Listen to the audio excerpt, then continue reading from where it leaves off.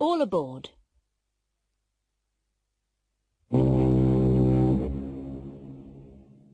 The Southampton is cruising around the Mediterranean Sea. There are a lot of tourists on the ship. Most of them are English, but some of them are American, Australian or Canadian. It's the 6th day of the cruise, and their ship is sailing from Genoa to Naples. All of the passengers and most of the crew are on deck for the captain's party. Hello, my name's Charles Beatty. I'm from Chicago. Pleased to meet you. I'm Wendy Hillman. Where do you come from? I come from Stirling. Oh, where's that? It's in Scotland. What an awful party. Oh, do you think so? Yes, I do. Oh, by the way, my name's Green. My name's Nelson. I work in a bank. What do you do? Well, I'm the captain of this ship. It's my party. Oh. I'm terribly sorry. Would you like another drink? Pardon? Would you like another drink? Oh, yes, please. I'd like an orange juice. With ice? No, thanks.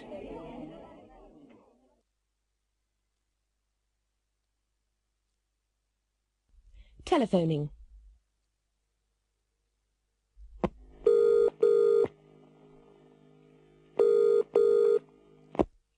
Direct inquiries. Which town, please? Oxford. What name, please? Oxford University Press, Walton Street. That's Oxford 56767. Thank you. Can you tell me the code for Oxford? 0865. Thanks. Goodbye. MacDonald and Company, can I help you? I'd like to speak to Mr. Walker, please. Mr. Walker? Which department is he in? Accounts. Hold on. Trying to connect you. All right. You're through.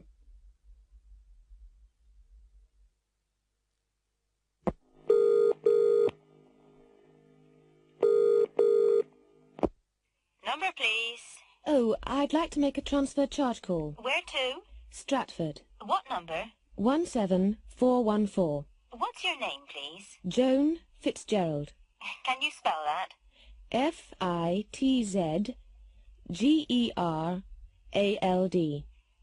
And where are you calling from? 01 992 6636. Right. Hold the line, please. Who are you telephoning? Nobody. Well, why are you holding the phone? My watch has stopped. I don't understand. I'm phoning the speaking clock. Listen. At the third stroke, it will be 8:52 and 30 seconds.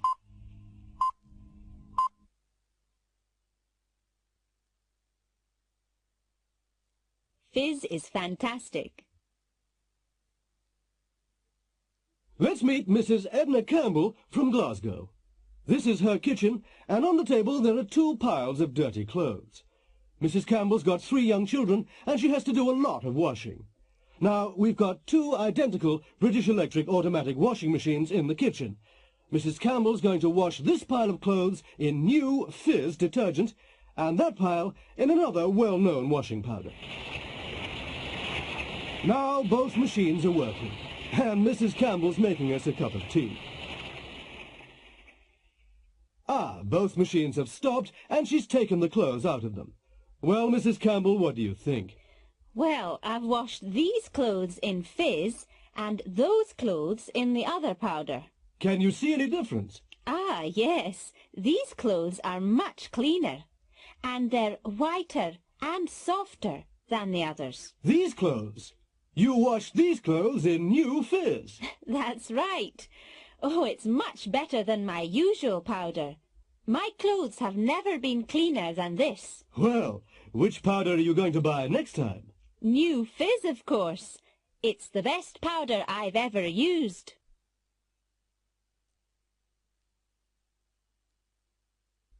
Olympic report. Good evening, it's 11:15, and it's time for Olympic report. Our report tonight is coming live by satellite from the Olympic Games. Good evening. Well, today's most important event was certainly the women's 200 metres freestyle. The American, Doris Kennedy, was first and got the gold medal. She swam the 200 metres in a new world record time of 1 minute 58 seconds. The USA won 2 gold medals yesterday and 3 the day before, so in the first 3 days they've won 6 golds. This is Jack Lumber from Canada.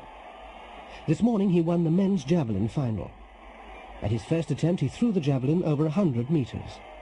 Nobody has ever done this before. Unfortunately, there was nearly a terrible accident in the javelin event. Henry Fraser, the British competitor, slipped when he was throwing his javelin, and it hit a judge in the foot. Luckily, it didn't hurt him. Here we are in the Olympic gymnasium. Olga Ivanov, the 15-year-old Russian gymnast, has just finished her display. We're waiting for the results now. And here's the result. She's got an average of 9.5 points. That's the best score today. Olga's won the gold medal. We're just waiting for the last jumper. Ted Kelly from Britain is going to jump. The bar is at 2 meters 30. Now he's beginning his final attempt. And he's jumped. Oh, he's crashed into the bar. He's landing. The bar's fallen. Is he hurt?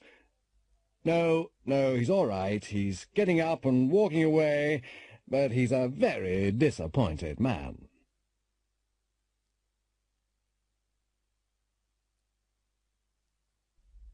I'll be there. Psst. He'll be here tomorrow night. Will he? What time? About 8 o'clock. Will he be at the station? No. He'll be at the airport. Right. I'll be there. Will he be alone? No, he won't. He'll be with his wife. Will you be there? Yes. I'll be outside in the White Rover. What about the money? Don't worry. It'll be there. Okay. I'll see you tomorrow night.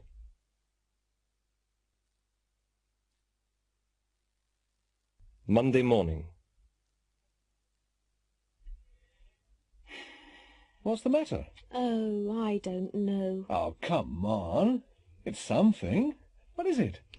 It's just life. It's so boring. Oh, it's not so bad. You've got Daniel. But he's only a baby. It's all right for you. You'll leave the house in 5 minutes. I'll be here all day. When'll you come home?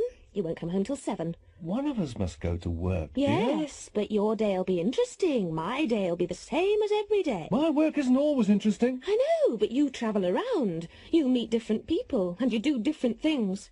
Who'll I meet today? What'll I do? Eh? I'll wash up, feed the baby, do the washing, clean the house, bath the baby, take the dog for a walk. Dear. Then I'll go to the supermarket, prepare dinner, meet you at the station, have dinner, wash up again. Dear. And then I'll feed the baby again, put the baby to bed. Oh, what a life. Today, tomorrow, this week, this month, next year, forever. It's just Monday, dear. You'll be okay later. Will I?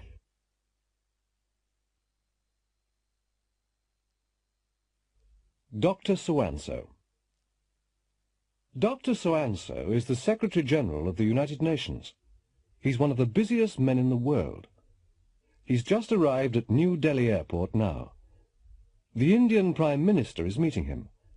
Later they'll talk about Asian problems.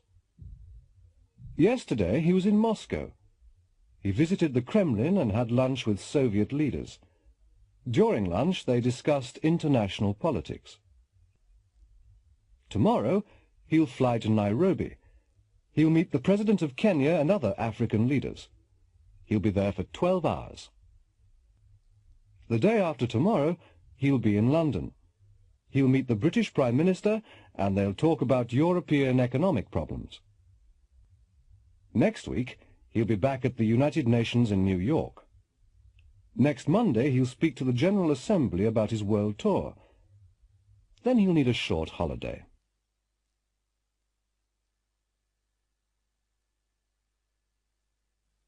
at the chemist's.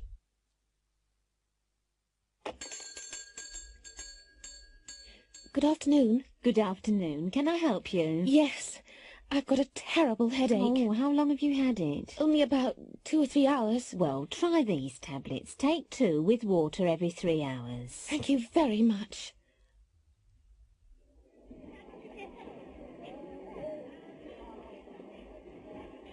Good morning.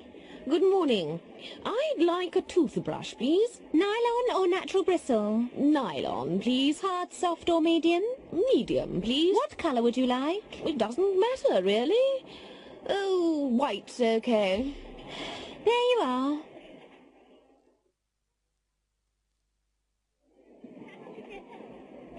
Could I have a tube of toothpaste, please? With fluoride or without fluoride? With fluoride, please. Is that all, sir? Yes, that's all, thank you. Shall I put it in a bag? Please. Good evening. Good evening. Can you make up this prescription, please? Certainly. Would you like to wait? How long will it take? It'll be ready in 20 minutes. Oh, I'll come back later. All right, sir. Shall I pay now or later? Later will be all right.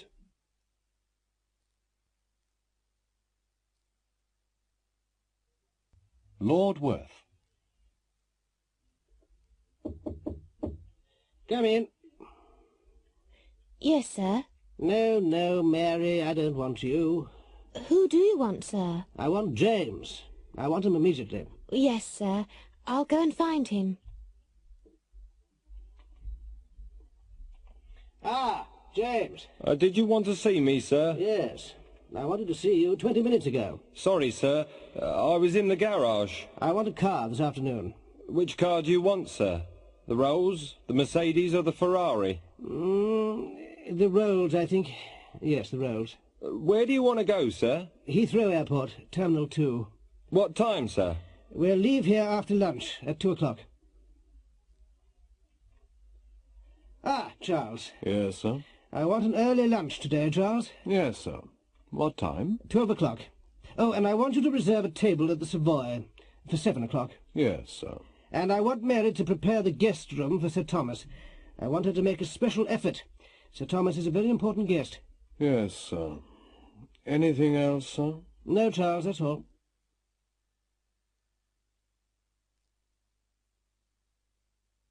Look, feel, taste, sound, smell.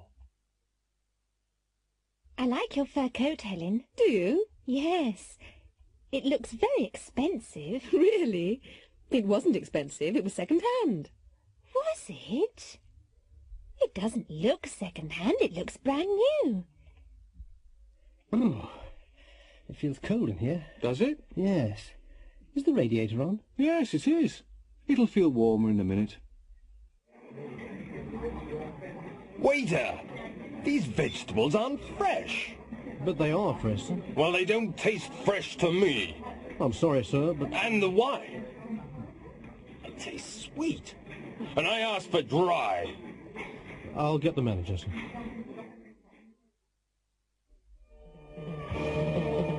Listen to my new hi-fi, John.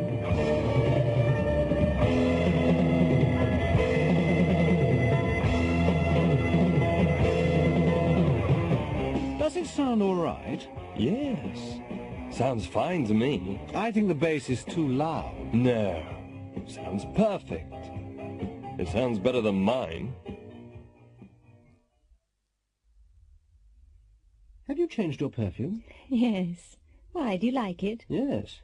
It smells terrific. What kind is it? It's Charlie. It smells expensive. Is it? I don't know. It was a present.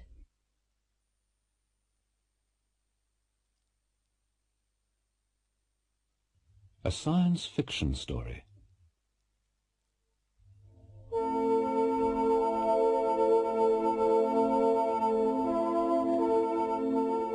The spaceship flew around the new planet several times. The planet was blue and green. They couldn't see the surface of the planet because there were too many white clouds. The spaceship descended slowly through the clouds and landed in the middle of a green forest. The two astronauts put on their spacesuits, opened the door, climbed carefully down the ladder, and stepped onto the planet. The woman looked at a small control unit on her arm. "It's all right," she said to the man. "We can breathe the air. It's a mixture of oxygen and nitrogen." Both of them took off their helmets and breathed deeply. They looked at everything carefully. All the plants and animals looked new and strange. They couldn't find any intelligent life. After several hours, they returned to their spaceship. Everything looked normal. The man switched on the controls, but nothing happened. "Something's wrong," he said. "I don't understand. The engines aren't working." He switched on the computer, but that didn't work either. "Eve," he said, "we're stuck here. We can't take off." "Don't worry, Adam," she replied. "They'll rescue us soon."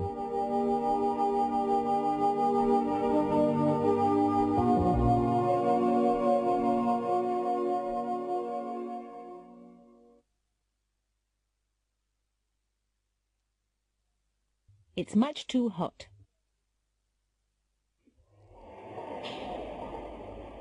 Come on, Susan, hurry up. Drink your coffee. The train's leaving in a minute. We'll be late. I can't finish it. It's much too hot for me to drink. Why don't you put some milk in? I don't like white coffee. Oh, okay. There. Is it cool enough for you to drink now? Yes, but it tastes awful.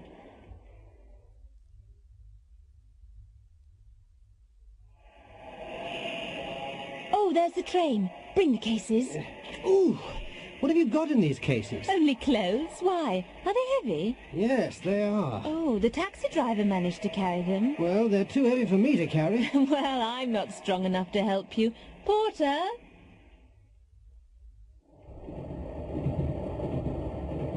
Oh, Michael, I didn't tell you. My sister phoned yesterday. Oh? Which sister? Andrea? Yes, she wants to get married. Married? But she isn't old enough to get married. She's only 17. Who's she going to marry? Basil Caraway. Basil Caraway? I don't believe it.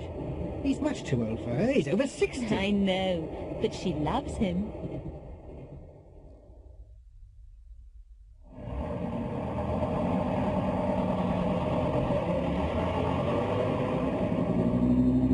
Oh, no!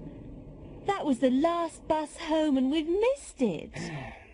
Well, let's walk. It's a nice warm evening. It's 4 miles. It's too far for me to walk. Call a taxi. A taxi? My name isn't Rockefeller. We aren't rich enough to travel everywhere by taxi. Michael, you've forgotten something. What? We've got 3 suitcases. Do you really want to walk? Okay. Taxi!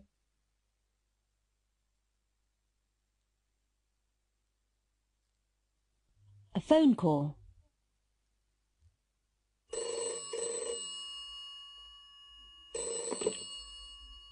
Hello?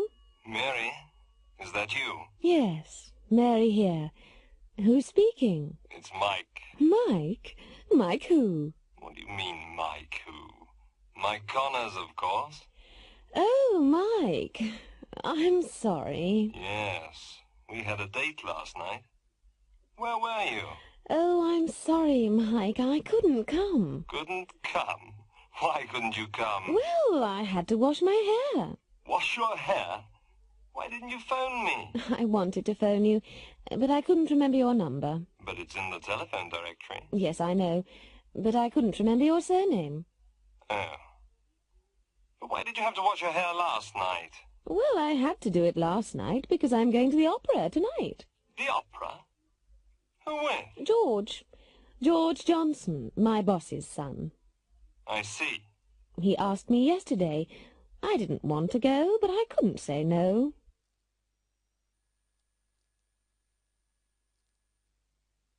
Army Careers Office.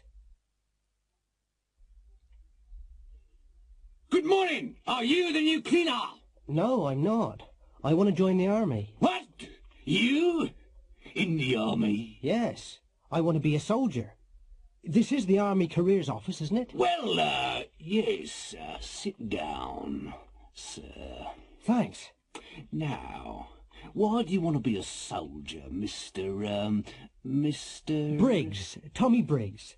Well, I saw the ad on television last night and it looked nice. Holidays, money, girls, pension, travel. I see. Yes, it's a good life in the army. It's a man's life. Ah. Now, have you got any questions? Yes. Will I have to get a haircut? A haircut? Oh, yes, you'll have to get a haircut and wear a uniform. A uniform? Oh, yes, and you'll have to obey orders. But you won't have to clean the toilets, you know. I've never had to clean the toilets. What about the work? Will I have to work hard? Oh, yes, you'll have to work hard. But all the girls like a man in uniform, you know. And what about promotion? Oh, yes, there are a lot of opportunities. Perhaps you'll be a general one day. OK, I'd like to join. Yes, sir. Just sign your name here. There you are. Tommy Briggs. Briggs! Hey? Shut up! Stand up straight! Now, quick, march! Left, right, left, right, left, right, left, right, left, right, left, right. A traffic survey.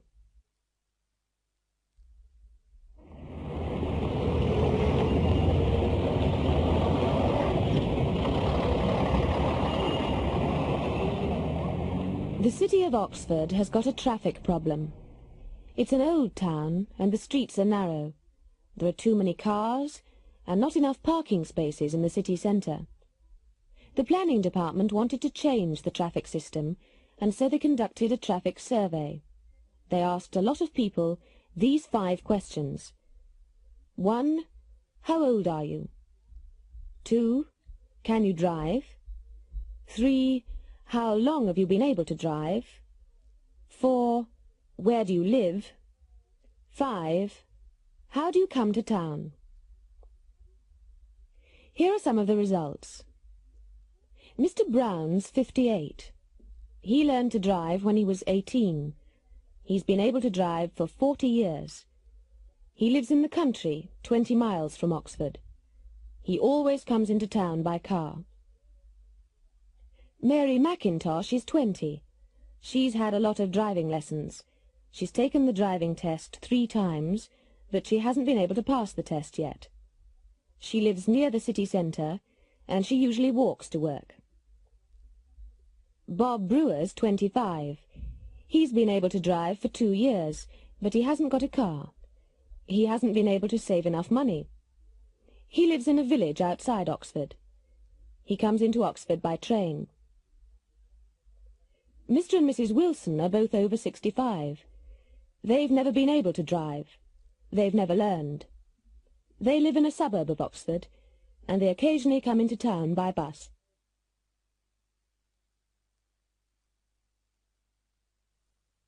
Australia House. Now, Mr. Jones, why do you want to go to Australia? Well, I'm really thinking about my children. You see, there aren't many opportunities here. I lost my job last year and I haven't been able to find another one. Will I be able to find a job in Australia? What do you do? I'm an electrician. Ah, you'll be able to find a job easily. What about accommodation? Will I be able to find a house? Well, that is a problem, but there are hostels for new immigrants. And what about my children? You'll be able to find a good school in Australia. Now, why do you want to emigrate to Australia, Mrs. Baxter? It's Miss Baxter. Oh, I'm very sorry. That's all right. Well, you see, I've never been able to find the right man in England. Well, Miss Baxter, I can't promise anything, but there are a lot of men in Australia. Will I be able to find a tall, dark, handsome man there? Ah, Miss Baxter, this is Australia House, not a marriage bureau. Come in, take a seat. Mr. Cook, isn't it? That's right. Why do you want to go to Australia, Mr. Cook? I don't. I just want to leave England. Pardon? What qualifications have you got? Qualifications? Oh, I've never been able to pass any exams. Well, what will you be able to do in Australia? How will you earn a living? I don't know. But I won't be able to work very hard. I've got a bad back.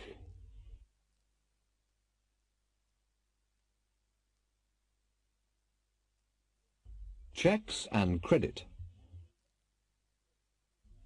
Next, please. I'd like to cash this cheque, please. Yes, madam, £30. Oh, you haven't signed it yet, madam. Oh, haven't I? Oh, I'm terribly sorry. Here you are. Thank you. How would you like the money? 4 5s and 10 1s, please. I'd like to change these francs, please. Yes, sir. How many francs have you got? 200.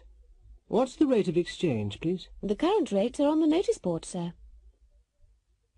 I'd like to buy this, but I haven't got enough cash with me.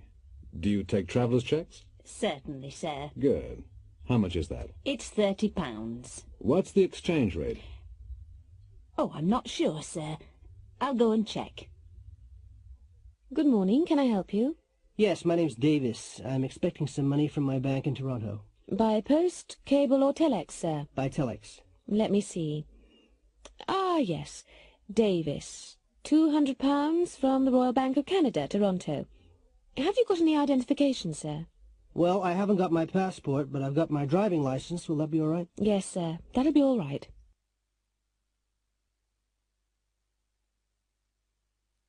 A holiday in Egypt. I looked through this brochure last night, and I'd like to book the summer holiday in Egypt. Yes, sir. The Hotel Cleopatra? That's right. How far is it from the hotel to the beach? About a 2-minute walk. Good. How hot is it in Egypt in July? About 28 degrees centigrade. And that's the Great Pyramid, Mr. Harris. Oh, yes. It looks very high. It's about 137 meters high. How long are the sides? They're 230 meters long. It's incredible. How old is it? It's nearly 4,500 years old. We're going through the Suez Canal now. It doesn't look very wide. How wide is it? About 60 meters. And it's 162 kilometers long. Really? This is a big ship. How deep is the canal? The average depth is about 10 meters, but they're going to make it deeper. Hello there, Mr. Harris. Are you coming on the excursion to Cairo today? Oh, yes. How far is it? It's about 150 kilometers. Good. How long will it take to get there? Only 3 hours.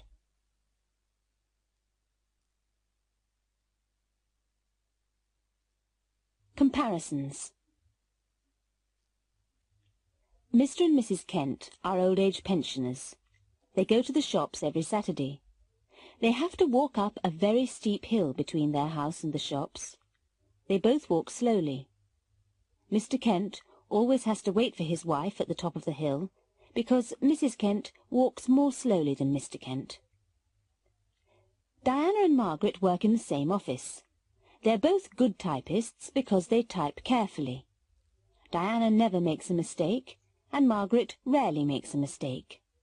Diana types more carefully than Margaret. Some drivers occasionally have accidents, but Alan and David are very careless drivers. Alan has already had 2 accidents this year, and David has had a lot.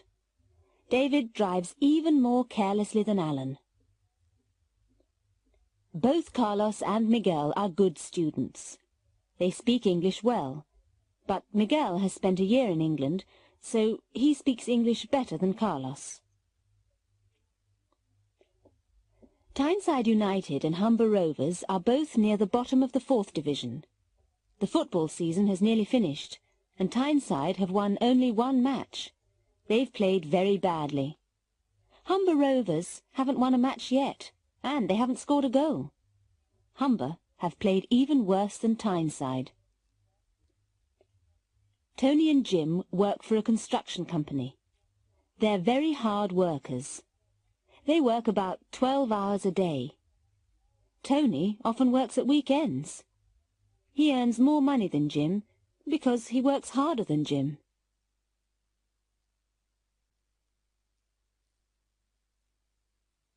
A day off work. Bill Walker works for an import-export company. Last Wednesday morning, Bill rang his office at 9 o'clock. His boss, Mr. Thompson, answered the phone. Hello, Thompson here. Hello, this is Bill Walker. Oh, hello, Bill. I'm afraid I can't come to work today, Mr. Thompson. Oh, what's the problem? I've got a very sore throat. Yes, you sound ill on the phone. Yes, I'll stay in bed today, but I'll be able to come tomorrow. Oh, that's all right, Bill. Stay in bed until you feel well enough to work. Thank you, Mr. Thompson. Goodbye. Goodbye, Bill. Mr. Thompson liked Bill very much. At 12:30 he got into his car, drove to a shop and bought some fruit for him. He went to Bill's flat and rang the doorbell. Bill's wife, Susan, answered the door.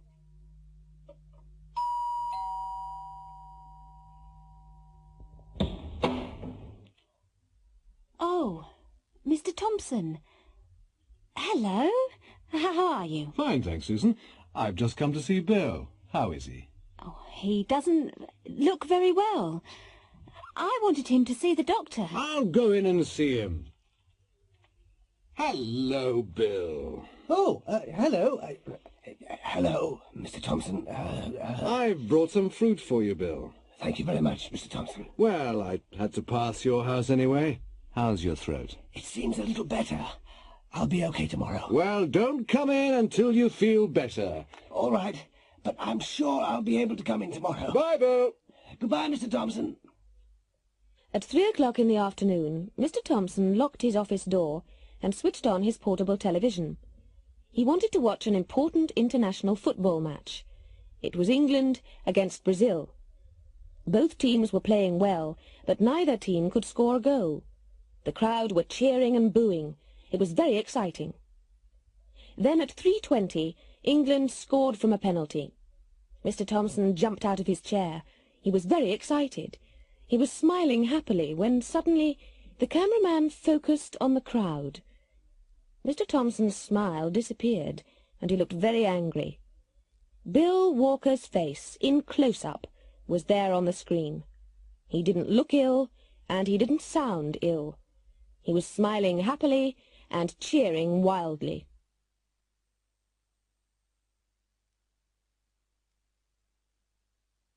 Applying for a job. Come in, come in. It's Mr. Chandler, isn't it? Yes, that's right. How do you do? How do you do? Please take a seat. Thank you very much. Well, I've got your application form here. I just want to check the information. Is that all right? Yes, of course. Now, you're 31, aren't you? Yes, I am. And you aren't married, are you? No, I'm not. Not yet. Mm-hmm. You went to secondary school and technical college, didn't you? Yes, I did. But you didn't go to university, did you? No, I didn't. I started work when I was 20. I see. You can speak French and Russian, can't you? Yes, I can, but not fluently. I speak French better than Russian. But you can't speak Spanish, can you? No. No, I can't. You've been to France, haven't you? Yes, I have. And to Germany and Russia. So I see. But you haven't been to the Middle East, have you? No, I'm afraid I haven't. But I'd like to. Good. Come in, please sit down. It's Miss Wallace. Yes, that's right. Good afternoon. Good afternoon. Well, I've looked through your application. Can I just check the information? Of course. Now, you're 22. Yes, I am. You aren't married. No, I'm not, but I'm engaged.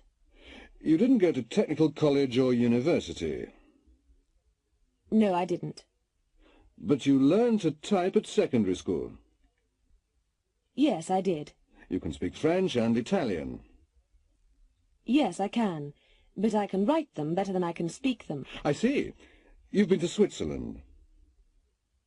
Yes, I have, and Italy. And you can take shorthand. Yes, I studied it at school.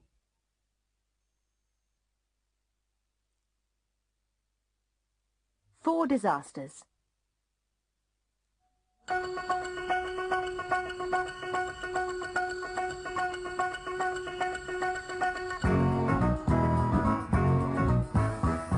Good evening.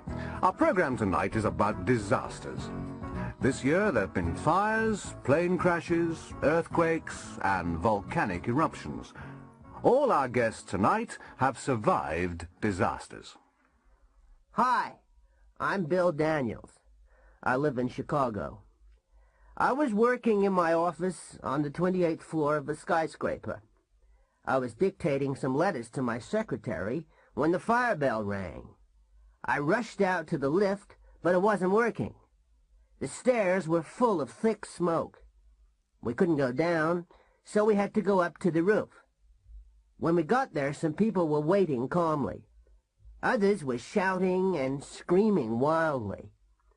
A helicopter managed to land on the roof and rescued 6 of us before the building collapsed.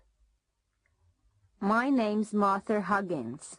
I was on holiday in the South Pacific, and I was staying on Pagohiti, a small island. I was having a rest when the volcano erupted. The noise woke me up. I looked through the window. Everybody was running towards the harbor. I just put on a coat and ran to the harbor, too. I managed to get on a ship. It was leaving when the lava hit the town. Hello, I'm George Green. I'm a farmer. I was working in the field behind my house when I saw the plane. It was on fire. Smoke was coming from the engines, and it was coming down fast. I was running towards my house when it crashed into the trees behind me. I heard a terrible explosion. When I woke up, I was lying in an hospital bed. Good evening. My name's Michael Pert. My wife and I were staying with friends on Santa Monica in the Caribbean. We were having dinner when the earthquake began. Everything shook.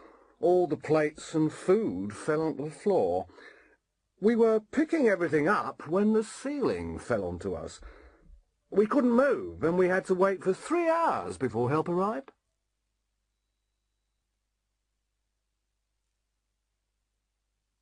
Travelling by air.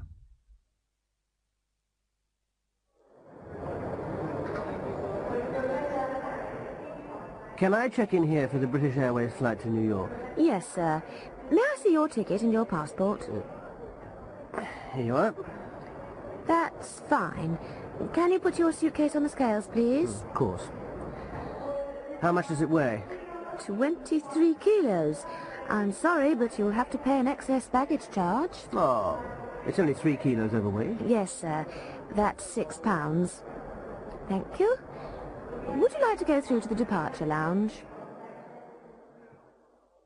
British Airways Flight 179 to New York is now boarding at Gate 4. Excuse me. Yeah, I didn't hear that announcement. Which flight did they call? Flight 179 to New York. Are you going there? Yes. So am I.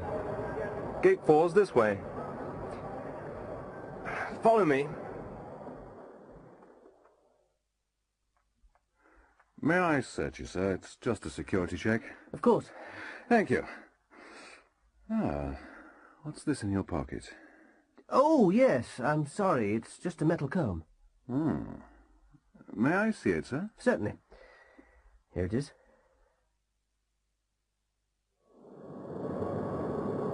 Good afternoon, ladies and gentlemen. Captain Gibson and his crew welcome you aboard British Airways Flight 179 to New York. We're now flying at a height of 30,000 feet.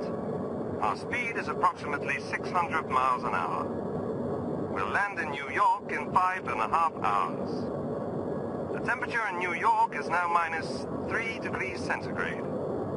In a few minutes you'll be able to see the Irish coast. Our stewards and stewardesses will serve lunch in half an hour.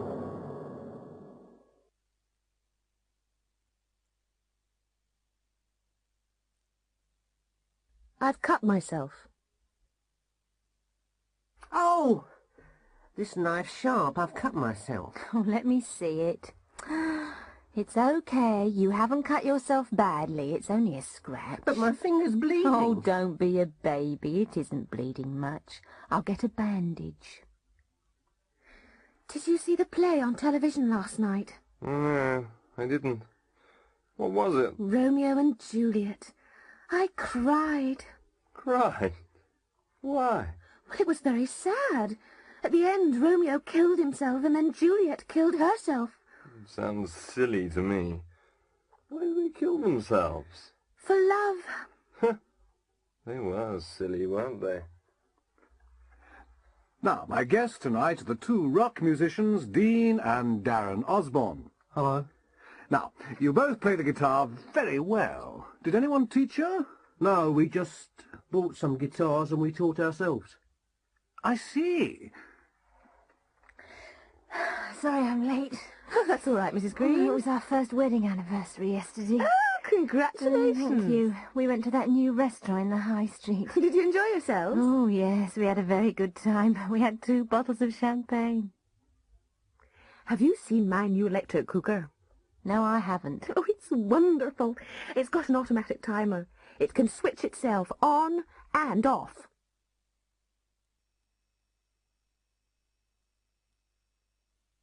Choosing a pet. Good afternoon, madam. Can I help you? Yes, I'm looking for a pet for my son. Can you suggest anything? What kind of pet does he want? A traditional pet, a cat or a dog, or something unusual? Well, he'd like a snake or a crocodile, but he isn't going to get one. We've got a nice Alsatian dog at the moment. An Alsatian? Did you say an Alsatian? Oh, no. I've read about them in the paper. They're very big and savage. Oh, no, madam. They aren't as savage as some dogs. Really? Oh, yes. Last week we had a small dog. It was only as big as your handbag, but it was as savage as a tiger. It bit me 3 times. Perhaps not a dog, then. How about a cat? A cat? They aren't as friendly as dogs, are they? No, but they don't eat as much as dogs either. And they're very clean. They wash themselves every day. Oh. Or how about a bird? A parrot or a budgie? We've got both. Which do you recommend? Well, budgies aren't as easy to train, and they never speak as well as parrots. Yes, but budgies don't need as much space as parrots, do they? That's true.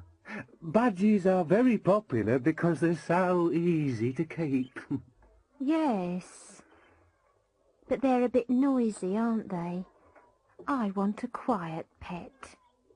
A quiet pet? Well, how about a goldfish? There's nothing as quiet as a goldfish.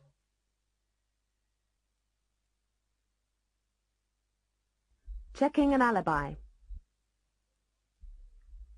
There was a bank robbery in central London yesterday. Just before closing time yesterday, a robber entered the Butcher Street branch of the National Westminster Bank. He was carrying a shotgun and wearing a stocking mask over his head. There were only a few customers in the bank at the time. He made them lie on the floor while the cashier was putting the money in a sack. As he was leaving, the security guard tried to ring the alarm. The robber shot him, and the guard is now in St. Patrick's Hospital. Surgeons are trying to save his life. Last night the police arrested a man in South London.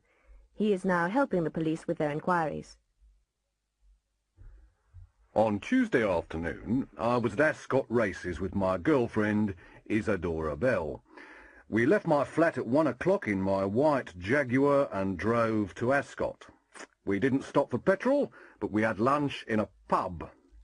I don't remember the name of the pub, but it was somewhere between London and Ascot. We had beer and sandwiches outside. We arrived at the racetrack at 1:55 in time for the first race. We stayed there until the last race at 5 o'clock. We were very lucky. I won a lot of money, but I can't remember exactly how much. That's why I had a lot of money with me when the police came to my flat at 5:30. I left Isadora in central London. She wanted to buy some clothes in Oxford Street. I don't know where she is now. You're John Alfred Smithers. Yes, I am. You're 36. Yes, that's right. It was my birthday yesterday. You sell cars. Yes, I do. And other things. You live in Ealing. Yes, I do. I've lived here all my life. You went to Ascot races yesterday. That's right. You weren't alone. No, I wasn't. I was with Isadora Bell. But you're married. Smithers. Yes, but I haven't seen my wife for 3 years. I see. Now, you left your flat at 1 o'clock. Yes, about 1 o'clock. You were in your Jaguar. Yes, I was. You didn't stop for petrol. No. You had lunch in an Indian restaurant. Oh, no, we didn't. We had lunch in a pub. You don't remember the name of the pub?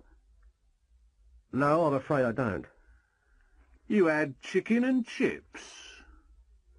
No, we had beer and sandwiches outside. You arrived in time for the first race and stayed until the last race. Yes. You were very lucky. Yes, I was. You won £5,000. No, I can't remember exactly how much. There was £5,000 in your flat. Was there? You don't know where Miss Bell is now? No, I'm not her husband. But you left her in central London because she wanted to buy some clothes. Yes, yes. It's very interesting. Mr. Smithers, you've got a very fast car. What do you mean? The last race at Ascot began late and it didn't finish until 5:25. So you drove from Ascot to central London and back to Ealing in 35 minutes in the rush hour. That's impossible, Mr. Smithers.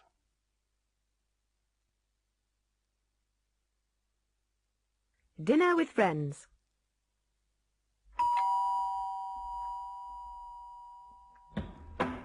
Hello. Hello, Ken. Hello, Barbara. Come in. Shall I take your coat? Oh, thank you very much. What a lovely house. I'm glad you like it. Dinner's nearly ready. Where's Anna? Oh, she's in the kitchen. She'll be here in a minute. Just go into the dining room. How about a drink before dinner? That's a nice idea. Here we are. Ah. Dinner's ready. Sit down, everybody. Thank you very much, Anna. Everything looks wonderful. It smells delicious, too. I'll put the salad in the middle of the table. Shall I serve you? No, it's all right. We can help ourselves. Yes. Rob, could you pour the wine, please? Yes. Ken, help yourself to vegetables, too. Ah. Would you like some more brandy, Barbara? Oh, no thanks. No more for me. I'm driving tonight. Oh, come on. Just a small one. No, really, I mustn't. I'll help Anna with the washing up. Washing up? No, don't worry. We always leave that until the morning. Here are your coats. Thanks. It's been a marvellous evening. It was very kind of you to invite us. Don't mention it. It was nice to see you again. Well, we enjoyed ourselves very much. I'm glad. You must come again. Good night. And thanks again. Good night. And drive carefully. It's a very wet night.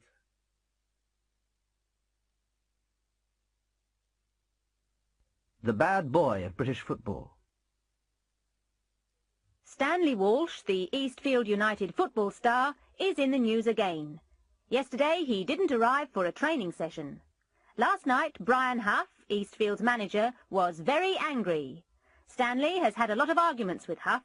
Huff spoke to our reporter last night. Where is Stanley, Mr. Huff? We don't know. When did you last see him? We spoke to each other 5 days ago. I haven't seen him since then. How angry are you? Very. This is the end. Stanley Walsh won't play for us again. But Stanley's the best player in England, isn't he? Did he give a reason? No, he didn't. Has Stanley got any personal problems, Mr. Huff? I don't know. But he's a very selfish man. He only thinks about himself.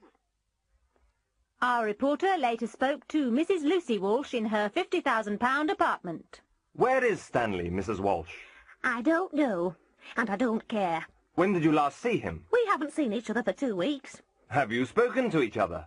Or written to each other recently? No, we never want to see each other again. But why, Mrs. Walsh? Ask Stanley. Our reporter found Stanley at his villa in Spain. He was with Inga Carlson, the Swedish actress. He seemed very happy. How long have you known each other, Stanley? We met each other in a disco 3 weeks ago. It was love at first sight. But what about your football? Oh, football can wait. Inga's the most important thing in my life. We love each other very much and we understand each other. And your wife, Stanley? What about your wife? Oh, that finished a long time ago. What happened? Well, I was in love with Lucy for a long time. We taught each other a lot, but... But what? Well, we started to hate each other. We couldn't even look at each other. So what are you going to do next? I don't know. Ask Inga.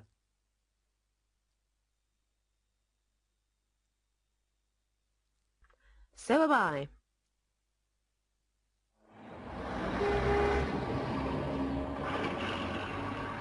I'm on holiday next month. So am I. I need a change. Oh, so do I. I'm tired of the same office and the same people every day. Where are you going? Spain. Oh, I went there last year. So did I. We always go to Spain, but we never go to the Costa Brava. No, neither do I. There are too many English people there. Where exactly are you going? San Pedro. It's a little village on the north coast.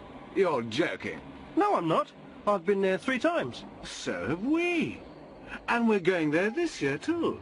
Not to the Hotel del Sol. Yes. Why? Well, I'll see you. I'm staying there too. I'm happy. So am I. I'm not crazy. Neither am I. I'm not a student. I am. I'm a teacher. I'm not. I've got a book. So have I. I haven't got a Rolls Royce. Neither have I. I haven't got any money. I have. I've got an electronic watch. I haven't.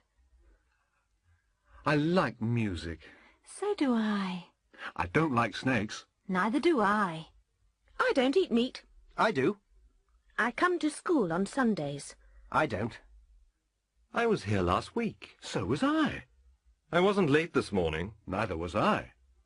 I wasn't at home yesterday evening. I was. I was at the cinema last night. I wasn't. I studied mathematics at school. So did I. I didn't go to the cinema last night. Neither did I. I didn't play sports at school. I did. I had wine with dinner last night. I didn't.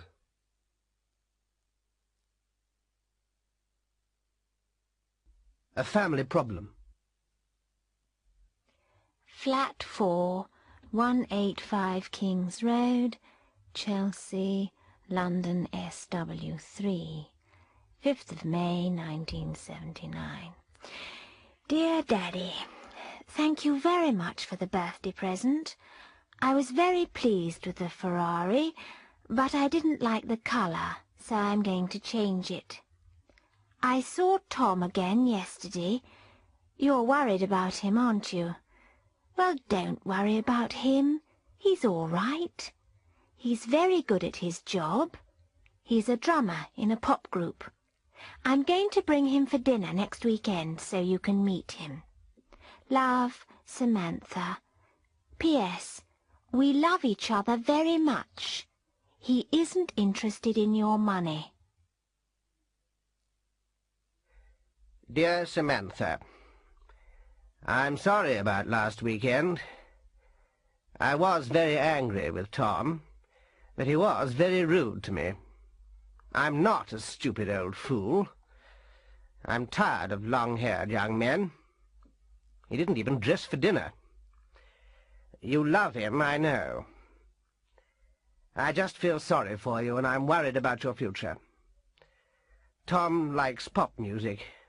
He isn't interested in anything else. He isn't interested in you at all. You're making a terrible mistake. And I'm glad he isn't interested in my money, because he isn't going to get any. Love, Daddy.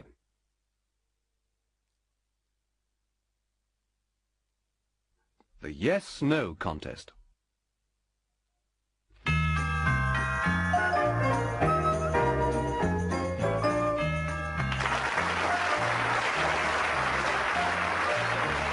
Good evening. I'm Martin Smiles. Welcome to the yes-no contest. Now, the rules are very simple. I'm going to ask questions for 30 seconds. You mustn't answer with yes or no, and you mustn't nod or shake your head. Well, here's our first contestant, Mrs. Alice Leach from Nottingham. What's your name? Alice. Alice Leach. Where are you from, Alice? Nottingham. Did you say Birmingham? No, Nottingham. Oh, dear, I am sorry, Mrs. Leach. Now, our next contestant is Ralph Milton from Blackpool. It's Mr. Milton, isn't it? That's right. Good. You aren't nervous, are you? I'm not nervous. Did you shake your head? I didn't. Are you sure? Yes. Oh, I'm dreadfully sorry. Better luck next time, Mr. Milton. Now, here's our third contestant. It's Brian Tankard from Bristol. Hello, Brian. Hello. You work in a bank, don't you? That's correct. Do you like your job? I enjoy it very much. Oh, do you? I said I enjoy it very much. Now, you aren't married, are you? I am married. Is your wife here tonight? She's at home. So she isn't here? Of course not. Have you got any children? I've got 2 children. 2 boys? A boy and a girl. And you did say you enjoyed... Oh, that's 30 seconds. Well done. You've done it. Isn't that wonderful, everybody? He's won tonight's Star Prize, a brand new fully automatic dishwasher.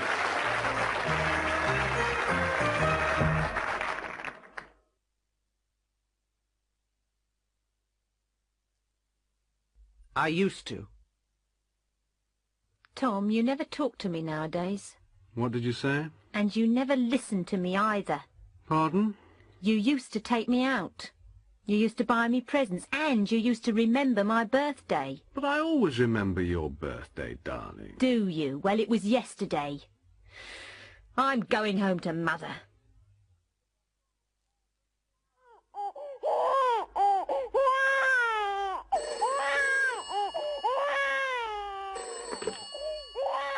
Dorchester 17908. Hello, Angela. Oh, hello, Mum. How's the baby today? Oh, he's crying again. He cries all day. Oh, you can't complain. When you were a baby, you used to cry all day and all night. Oh, no, Mum. But I feel so tired. There's so much housework. Oh, but you've got a washing machine, a tumble dryer, a vacuum cleaner and a dishwasher. I used to do everything by hand. I know. I've heard all this before. I'm sorry, dear. I'll come and help you. Stanley, you used to be the best footballer in England. Are you going to come back and play again? Oh, no. No, I'm not. Why not? Well, football used to be the most important thing in my life. But it isn't anymore. For 10 years I used to practice every day. I never used to smoke, drink, or stay up late. Why has your life changed, Stanley? Well, I was poor then, but I'm not now. I don't need to play football anymore. Dad, Yes? there's a good film on in town. Oh, yes. What is it? War in Space. Are you going to see it? I'd like to. All my friends are going. But I haven't got any money. All right, all right. How much do you want? £3. £3? When I was your age, I only used to pay 5 pence for the cinema. That was a long time ago, Dad. Yes, but my father used to earn £3 for a week's work.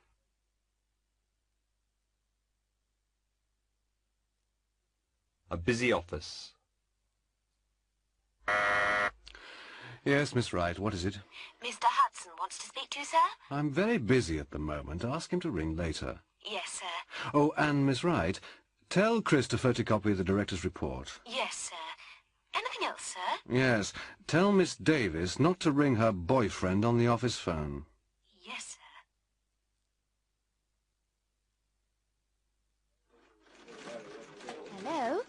this is Mr. Power's secretary. Yes, Hudson here. I'm afraid Mr. Power's busy at the moment. Can you ring later? All right. What about this afternoon? Yes, that'll be all right. Oh, Chris? Yes, Miss Wright? Mr. Power wants you to photocopy this report. Oh, yes, I'll do it later. No, Chris, do it now. I know it's important. Miss Davis, did you ring your boyfriend on the office phone yesterday? Well, yes, I did. But it was urgent. I think Mr. Power heard you. He wasn't very pleased about it. Don't use the office phone for personal calls. No. No, Miss Wright. I won't do it again. I'm sorry. Miss Wright, did you speak to Mr. Hudson? Yes, I did. I asked him to ring later. He says he'll ring you this afternoon. That's fine. Has Chris photocopied that report yet? Not yet, but I told him to do it immediately. I think he's doing it now. Good. Did you tell Miss Davis not to ring her boyfriend from here? Oh, yes. I told her not to use the office phone for personal calls.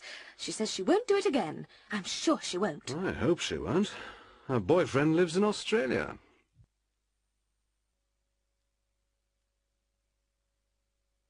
The Smuggler.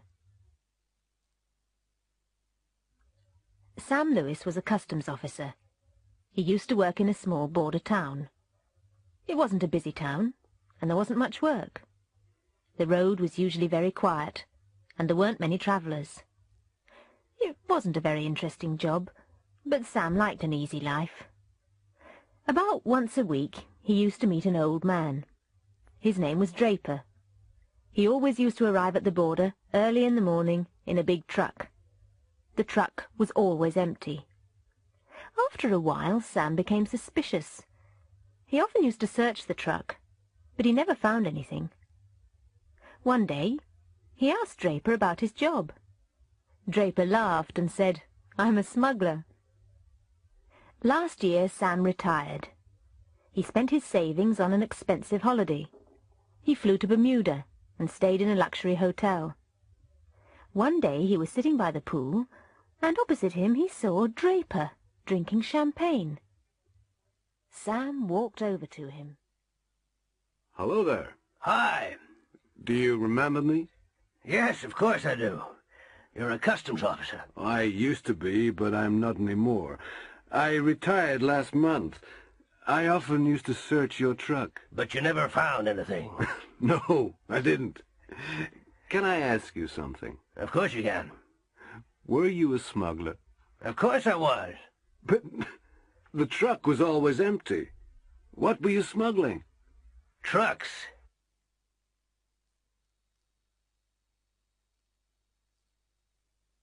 I'm bored. I'm bored. Well, do something interesting. What, for example? Go to the cinema. The cinema bores me. Always? Yes. All the films are so boring. I'm not interested in sex and violence. Well, what interests you then? Nothing. You need some fresh air. Have you heard the news, Bill? No, why? A war has just started in Mandanga. Mandanga? Where's that? Oh, I don't know exactly, but it's worrying. They showed a television report last night. Well, I'm not worried about it. I never watch the news these days.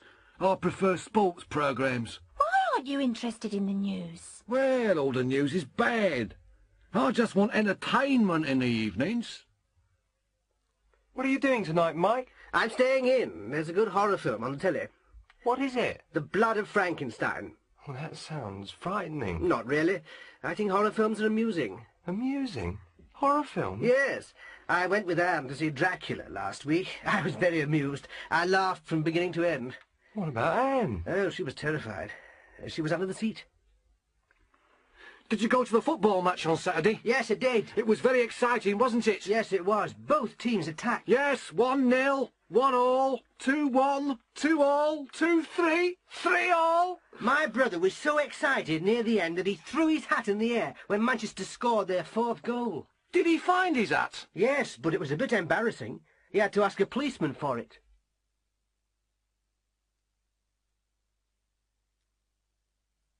advice.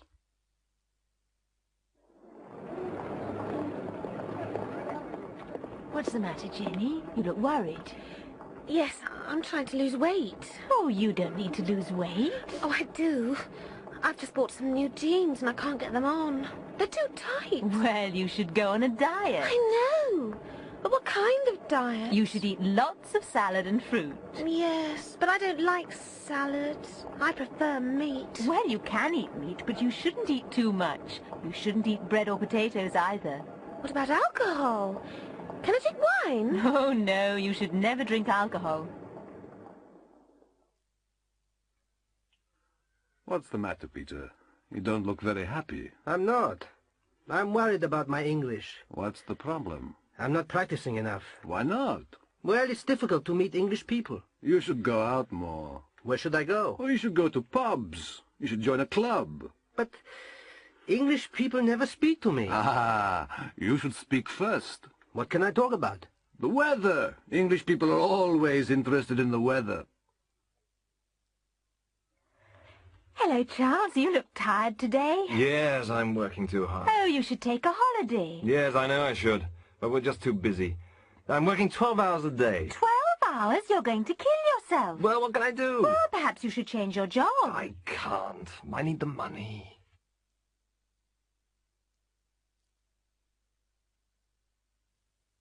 An evening out. Shall we go out tonight? Okay, let's go to a restaurant. Which one? How about the Flamenco? The Flamenco?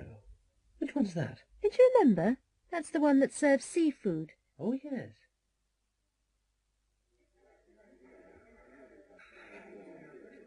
Oh, look over there. Where? In the corner.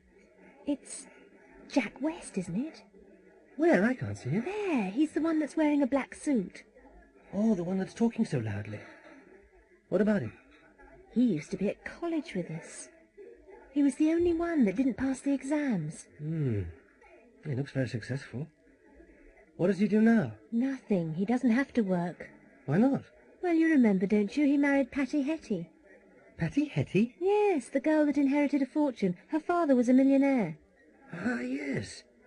Isn't she the one that killed herself? Yeah, that's right, and he got all the money.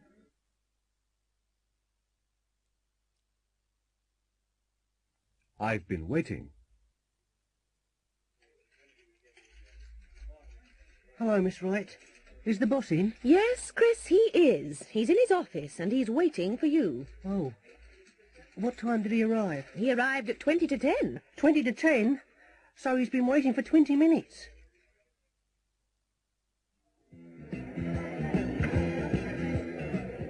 Hello, Judy. You've been sitting here for an hour. Where's your husband? Oh, he's dancing with Mrs. Winston. Oh, yes. He's dancing very well. Has he been dancing all evening? Yes, he has. But he hasn't been dancing with me. Hello, Mrs. Parker. Are you waiting to see Dr. Savage? Hello, Mrs. Baker. Yes, I am. How long have you been waiting? I've been waiting since 9 o'clock. Ah, so you haven't been waiting long. It's only 9:10 now. No, I haven't. I've been reading this magazine. It's very interesting. There's an article about operations. Eric, call the waiter again. I've been trying to call him. Eric, we've been sitting here for 20 minutes, and I'm not going to wait any longer. I'm sorry, dear, but he's talking to that girl. Yes, he's been talking to her since we came in. Waiter! Yes, sir. Do you want the bill? The bill? We haven't seen the menu yet.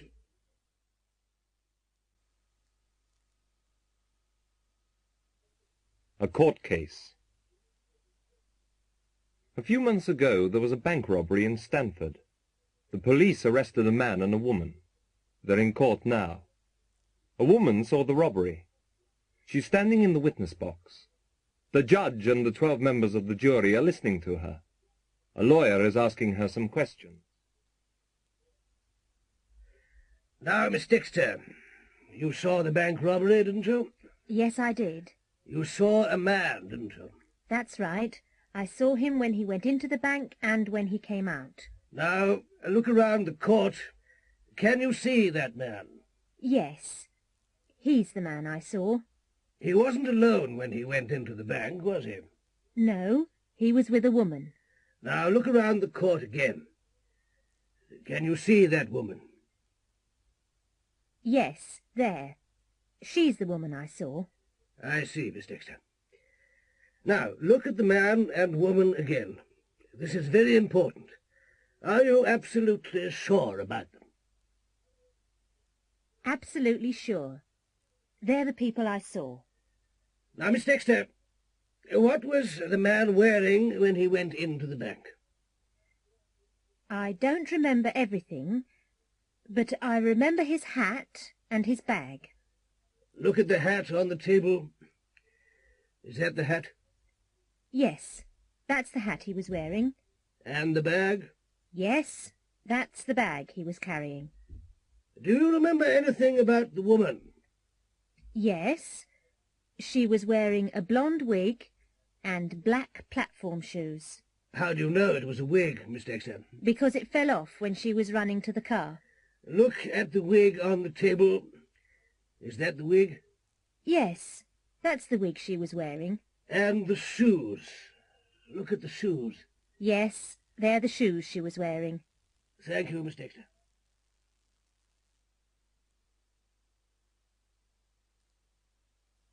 The empty chair. A friend of mine, Rob Jenkins, almost had a nervous breakdown last year. I told him to go to the doctor. Hello, Mr. Jenkins. What can I do for you? Well, Doctor, I'm very tense and nervous. I haven't been able to sleep for several days. Have you been working hard? Oh, yes, I've been very busy. I've been working 12 hours a day. Have you been taking any pills?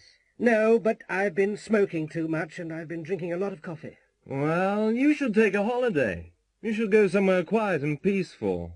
Like Cornwall. Why don't you go there? Rob decided to go to Cornwall the next weekend. Penkey was a very small fishing village on the north coast of Cornwall. There were no trains or buses to Penkey, so he had to drive. It was a long journey, and Rob arrived late on Friday evening. The landlady of the guest house, Mrs. Doone, answered the door and showed him to his room. Rob was very tired and went straight to bed. He slept well and didn't wake up until 9 o'clock the next morning. Rob went downstairs for breakfast. Because there were no other guests, Mrs. Doone invited him to have breakfast with her and her daughter, Catherine. Catherine was already sitting in the dining room.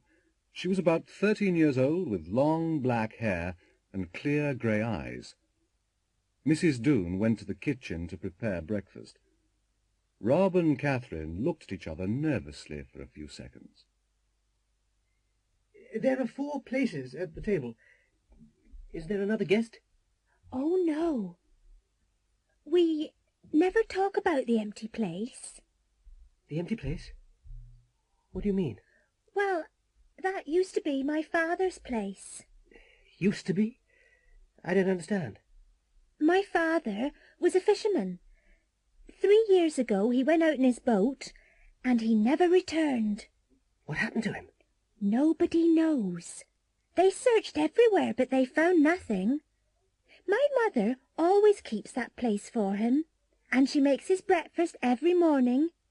She thinks he'll come back. That's a photograph of him over there on the wall.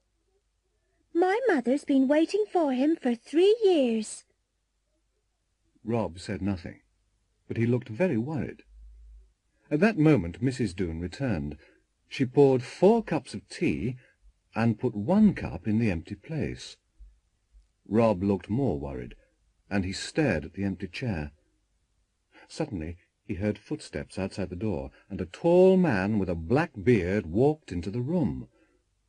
Rob looked terrified. It was the man in the photograph. He jumped up and ran out of the room. Who was that? What's the matter? I don't know.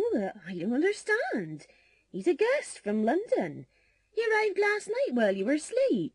Catherine, do you know anything about this? No, I don't, Father. But he's here because he's very nervous. He says he's hiding here because a tall man with a black beard is trying to kill him. Catherine, have you been telling stories again? Stories, Father? Me?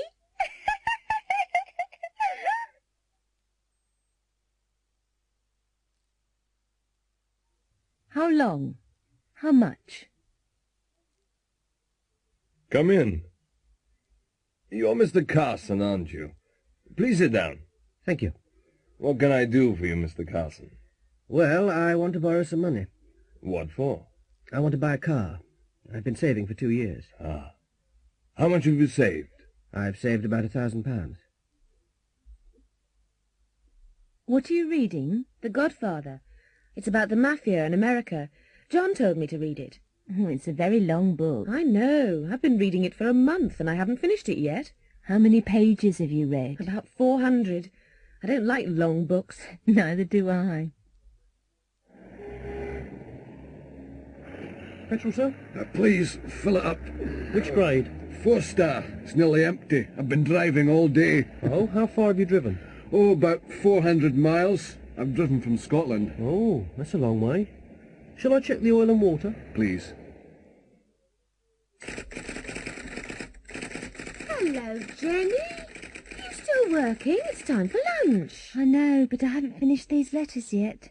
They're important. Mr. Power wants them this afternoon. How long have you been typing? Since 9 o'clock. I didn't stop for coffee. How many have you done? Oh, most of them.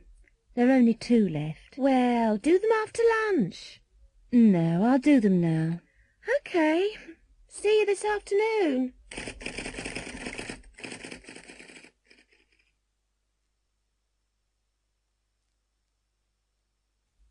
Look. Nick Owen is a guide for Britannia Tours. Some new tourists have just arrived in Exmouth. He's showing them around the town. I'm sure you'll enjoy your stay here. There's the beach that's the safest for swimmers. The other beaches aren't as good. And that's the shop that sells picnic lunches. Over there's the shop that sells souvenirs. I'll meet you back here at 4 o'clock. Paul's showing Angela some holiday photos. Look. This is the hotel I stayed in. And here's the restaurant I used to go to. I used to eat there every day. This is the beach we used to lie on. It was a marvellous holiday. Anne's just had an accident. She's telling a policeman about it. The car in front of me stopped suddenly. I managed to stop, but the van behind me didn't. It hit my car and pushed it into the car in front. There's my car. There's the van that hit my car. And that's the car my car hit. Paul's showing Angela an old school photo. The headmaster's in the middle. He's the one that taught us Latin. His lessons were very boring. The fat one on the left is Mr. Bunter. He's the one that used to hit us with a cane. Mr. Cherry's on the right. He's the one that taught us French and football. I was never bored in his lessons. This is a picture of Ronald Rigg. He's the man the police arrested yesterday. He's standing next to P.C. Martin. Martin's the policeman that caught him.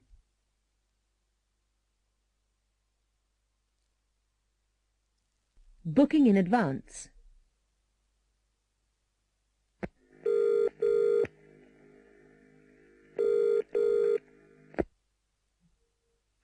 Hello, Old England Restaurant. Can I help you? Yes, I'd like to book a table for tonight. Yes, sir. What time? 8 o'clock. Certainly, sir. For how many people?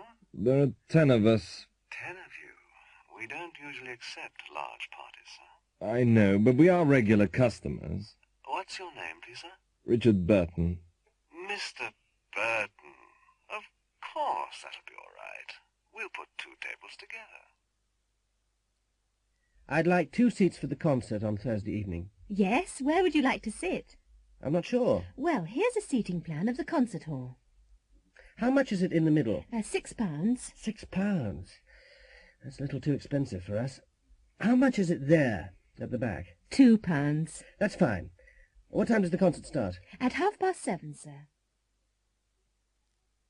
Have you got any seats left for the Stratford excursion? Yes, sir, there are a few seats left. Is that the one that goes to Oxford as well? That's right. How long does the whole excursion take? Approximately 10 hours, sir. Shall I pay you now? If you don't mind, sir.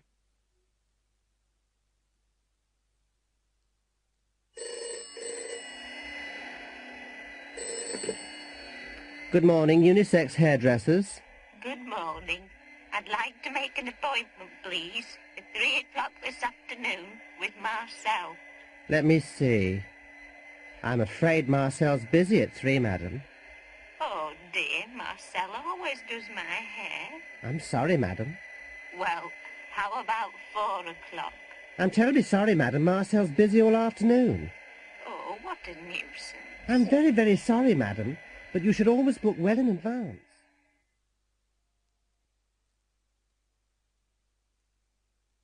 A new job. Alice, have you seen this ad in the paper? Oh, yes. But I'm not interested in finding a new job. I've been here since I left school. I like working here. Really? I've only been here for 2 months and I'm already tired of doing the same thing every day. I want some adventure. Adventure? There's too much adventure in New York. People are afraid of walking in the streets. Oh, come on, it's not that bad, and the salaries are fantastic. I'm not interested in earning more money. I've got enough now. Oh, yes, but you live at home with your parents. But I like living with my parents. What's wrong with that? Oh, nothing, but I like being independent. I like travelling. I enjoy meeting new people. I'm going to apply for the job. Well, good luck.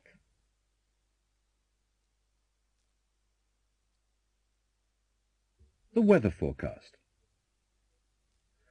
Paul and Judy live in Birmingham. It's a large city in the Midlands. They're planning a weekend holiday. I know, Judy. Why don't we go to Scotland? It's a very long way. Oh, it isn't too far. Anyway, the motorway's very good, so we can get there quickly. But Scotland's often cold at this time of the year. It may snow. Well, yes, it may. But I don't think it will. Oh, I'm not sure. It is February, and I'm frightened of driving in snow. And we may not be able to find a hotel. They may be closed. That's no problem. I can book a hotel by phone.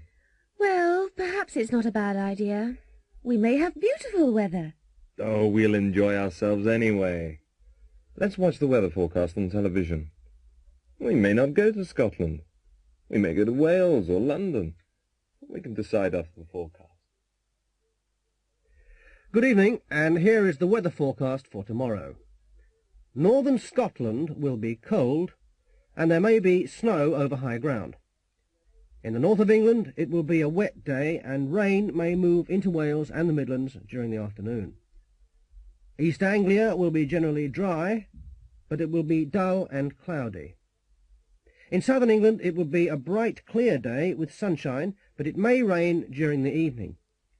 In the southwest, it may be foggy during the morning, but the afternoon will be clear. It may be windy later in the day.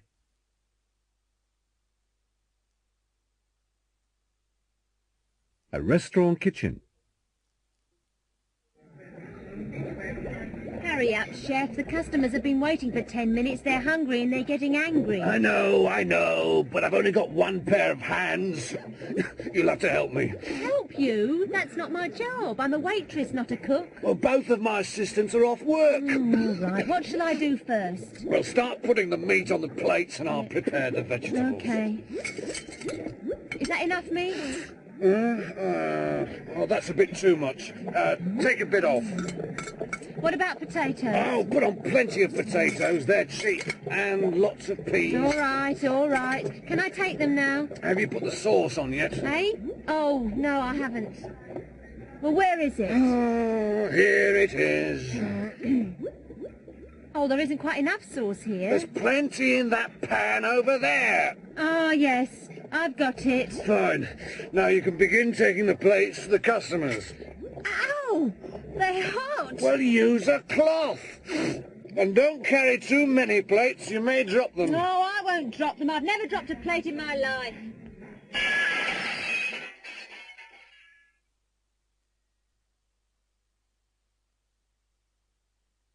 Asking for directions.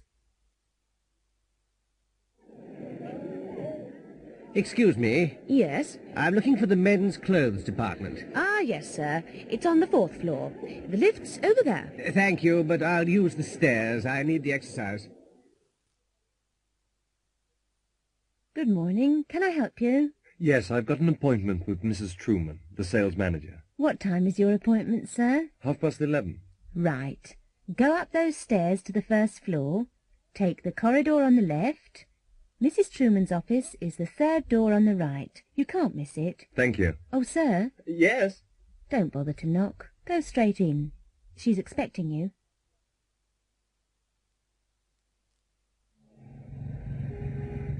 Excuse me? Yes? I'm lost. Is this the way to Brighton? No, I'm afraid it isn't. You're going the wrong way. This is the Portsmouth Road. Oh, dear. Can you tell me the way to Brighton? Yes. Turn round and go back to the roundabout. Take the 3rd exit. That's the A272. The A272? That's right. You'll see signposts to Brighton from there. Yes, please. 2 to Market Street, please. 36p. Can you tell me when we get there? Okay. Thanks a lot.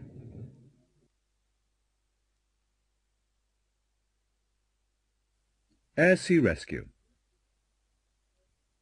This is the Radio 1 news desk. In Dorset, a helicopter is trying to rescue a man who has fallen down a cliff. He's lying on a small beach. An Air Sea Rescue helicopter has arrived at the scene, and one of the crew has climbed down a ladder to the beach. He's speaking to a doctor by radio. Hello? Can you hear me, Doctor? Yes, I can hear you clearly. Is he unconscious? No. He's conscious, but he looks pretty bad. Okay. Ask him if he can move. Can you move? No. Ask him if he's in pain. Are you in pain? Oh, yes. Ask him where it hurts. Where does it hurt? It's my back. Right. Don't move him. I'm coming down. Frank Aitken is the editor of the Daily News. He's sending a trainee journalist to interview the American singer Bob Sonata. Now, I've arranged the interview for 4 o'clock at his hotel. Ask him lots of questions, you know, ask him if he likes England, ask him what his next record will be, when he recorded it, and ask him where.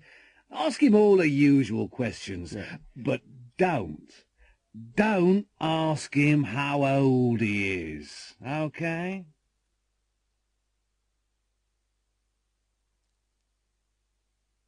UFO.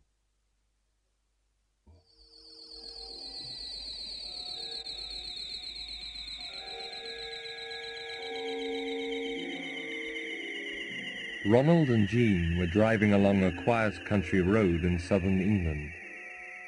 They were on the way to Westbury. It was nearly midnight. Ron, look over there. There's something in the sky. What is it? I don't know what it is. It's probably a plane. I don't think so. It's too big. And too bright. Oh, no. What's the matter? Well, the engine stopped. Why has it stopped? I don't know why it stopped. We'll have to find a garage. Is there one near here? Yes. There's one in the next village, but I don't know if it's open. It's very late. Suddenly there was a loud noise, and a big, bright silver object flew low over their car. It stopped in mid-air, turned round, and flew back over their car. Then it went straight up into the sky and disappeared. Oh, Ron! What was that? Huh? Well, don't ask me. I've got no idea what it was. Oh, I'm frightened. Let's go. We can't. The engine isn't working. Oh, try it again. Well, that's strange. It's okay now. I wonder why it wasn't working. Oh, Ron, do you think it was a UFO? I don't know. I really don't. We should phone the police. Ron, do you think they'll believe us?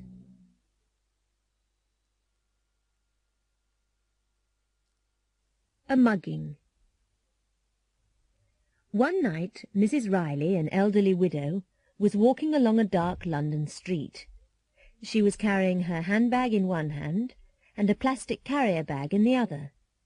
There was nobody else in the street except two youths. They were standing in a dark shop doorway. One of them was very tall with fair hair. The other was short and fat, with a beard and moustache. The youths waited for a few moments, and then ran quickly and quietly towards Mrs. Riley. The tall youth held her from behind, while the other youth tried to snatch her handbag. Suddenly Mrs. Riley threw the tall youth over her shoulder. He crashed into the other youth, and they both landed on the ground. Without speaking, Mrs. Riley struck both of them on the head with her handbag, and walked calmly away. The two surprised youths were still sitting on the ground when Mrs. Riley crossed the street towards a door with a lighted sign above it. Mrs. Riley paused, turned round, smiled at the youths, and walked into the South West London Judo Club.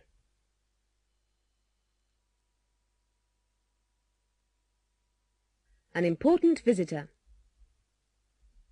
The platform of Portsbridge Station is full of people. They're waiting for an important visitor, the Queen. They're expecting her to arrive soon. She's going to open a new secondary school, Portsbridge Comprehensive. The Mayor's secretary is telling him about the plans for the day. She'll be here soon. We'll wait until we see the train. When the train stops, the band will start playing. Your son will give her some flowers when she gets off the train. You'll make a speech before she leaves the station. As soon as she arrives at the school, the children will begin cheering. After she opens the school, we'll go to the town hall. When she gets to the town hall, you'll make another speech. After you make the speech, we'll have lunch. Before she leaves Portsbridge, you'll give her a present from the town.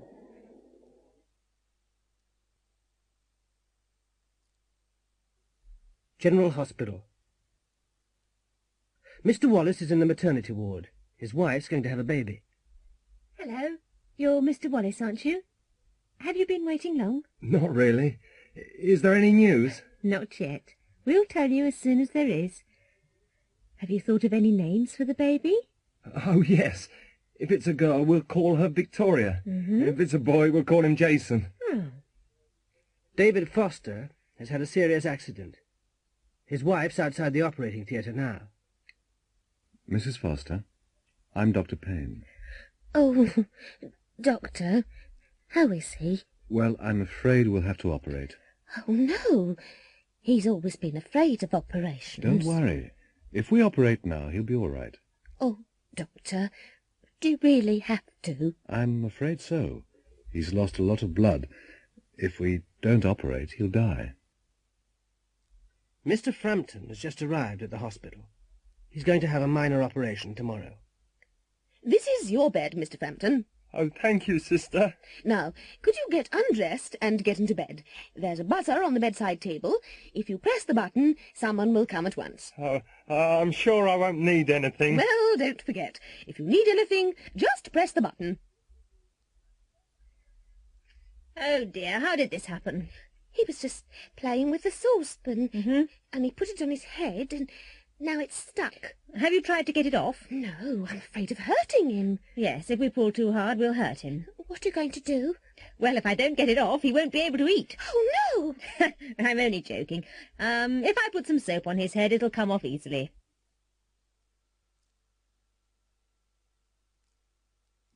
At the races. Horse racing is a very popular sport in Britain.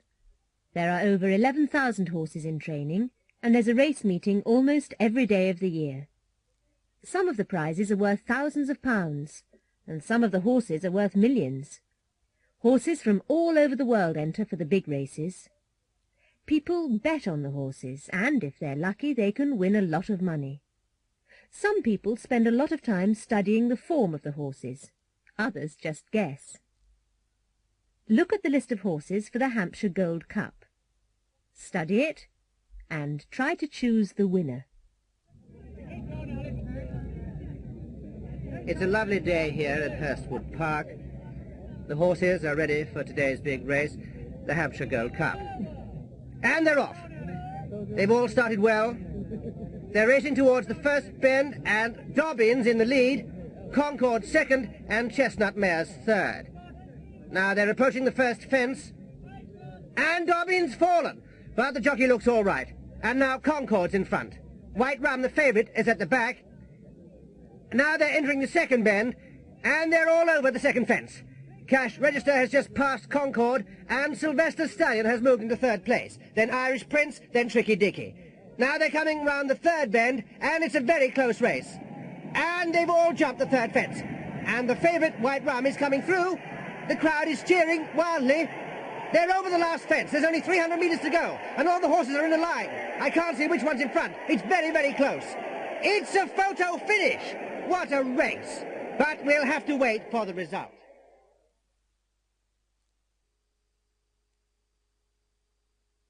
On the road.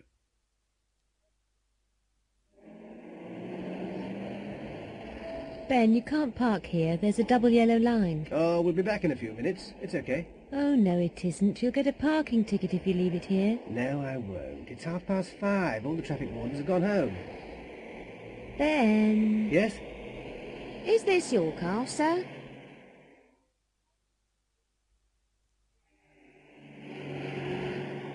Excuse me, may I see your licence? I'm afraid I've left it at home. In that case, you'll have to take it to the police station within 5 days. But why? You were speeding, sir. But I was only doing 35. There's a 30 miles an hour speed limit on this road, sir. Is there? I didn't see the sign.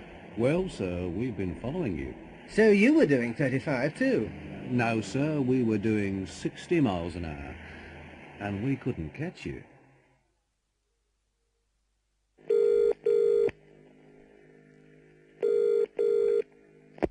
Hello?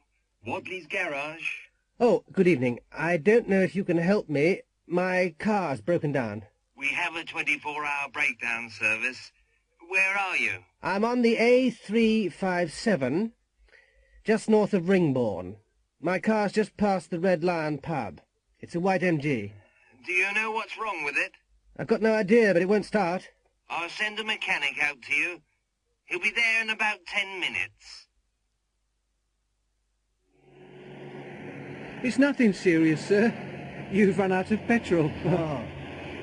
Can you tow me to the garage? Oh, that's not necessary. I've got a spare can of petrol in my truck. Shall I pay you now, or shall I come to the garage? You can pay me now. Will you take a cheque? I've run out of cash, too. Yes, that's okay. Hold on. I can't find my chequebook.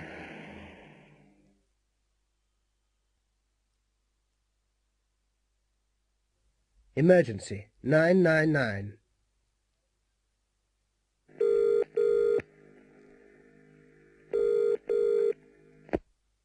Emergency, which service, please? Police. Police here? I've just seen 2 cars crash into a security van. I think it's a robbery. Where? Just outside the factory gates. Which factory, sir? Croxley Engineering. In Brook Lane. The first police car got to the factory 3 minutes later, but it was too late. The robbers had gone. They had knocked out one of the security guards and shot the other. They were both lying on the ground near the van. The thieves had taken all the wages for the factory. The police called an ambulance and questioned 3 people who had seen the robbery.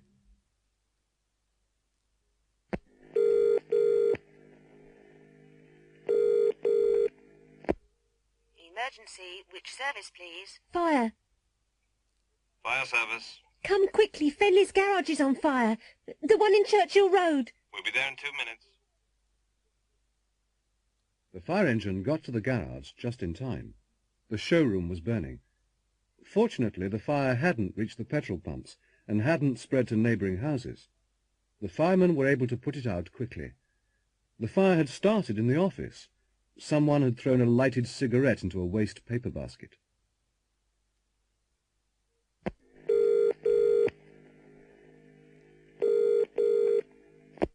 Emergency, which service, please? Ambulance. Ambulance service. Hurry, there's a boy. He's in the canal, and I don't think he can swim. Where are you, madam? Oh, sorry. Near the bridge. The one in Balaclava Street. We're on our way. When the ambulance arrived, the boy was lying on the quay. A policeman had seen the boy in the water and had dived in and rescued him. The boy was all right. The policeman had given him artificial respiration. The ambulance took the boy and the policeman to hospital.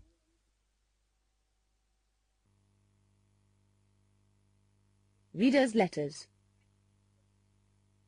Have you ever had an embarrassing experience? Last week we asked readers to tell us about embarrassing experiences. We received hundreds of letters. Here is a selection. My most embarrassing experience happened when I had just left university.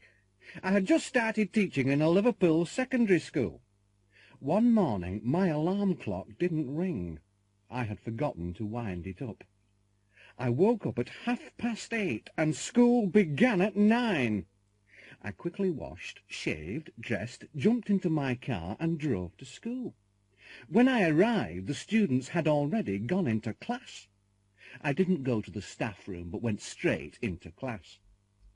After 2 or 3 minutes, the students began laughing, and I couldn't understand why. Suddenly, I looked down and understood. I had put on one black shoe and one brown shoe. Stanley Hooper, B.A., Preston, Lancashire. The most embarrassing experience I've ever had happened 2 years ago. My wife and I had driven into town to do some shopping. The streets were very busy and we were holding hands. Suddenly, my wife saw a dress that she liked in a shop window and stopped. I started looking at some radios in the next window. After a minute or two, I reached for my wife's hand. There was a loud scream, and a woman slapped my face. I hadn't taken my wife's hand. I'd taken the hand of a complete stranger. Len Bailey, Sheffield, Yorks. My husband and I had decided to buy a new house, and I'd made an appointment to see our bank manager. I'd never met him before, and I was a bit nervous. I drove into town, and I was lucky enough to find a parking space outside the bank. I'd just started reversing into the space when another car drove into it. I was furious. I opened my window and shouted at the other driver. He ignored me and walked away. It took me 20 minutes to find another space. As soon as I'd parked the car, I rushed back to the bank. I was 10 minutes late for my interview. I went to the manager's office, knocked and walked in. The manager was sitting behind his desk. He was the man who had taken my parking space. Kate Kirby, Portsmouth, Hants. Why don't you write and tell us about your most embarrassing experience?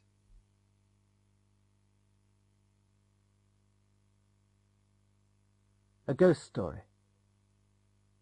Edgar and Catherine are staying in a cottage in the New Forest. It belongs to Edgar's uncle, and they've borrowed it for the weekend. It's Friday night. They arrived an hour or two ago, and they're sitting in front of a log fire.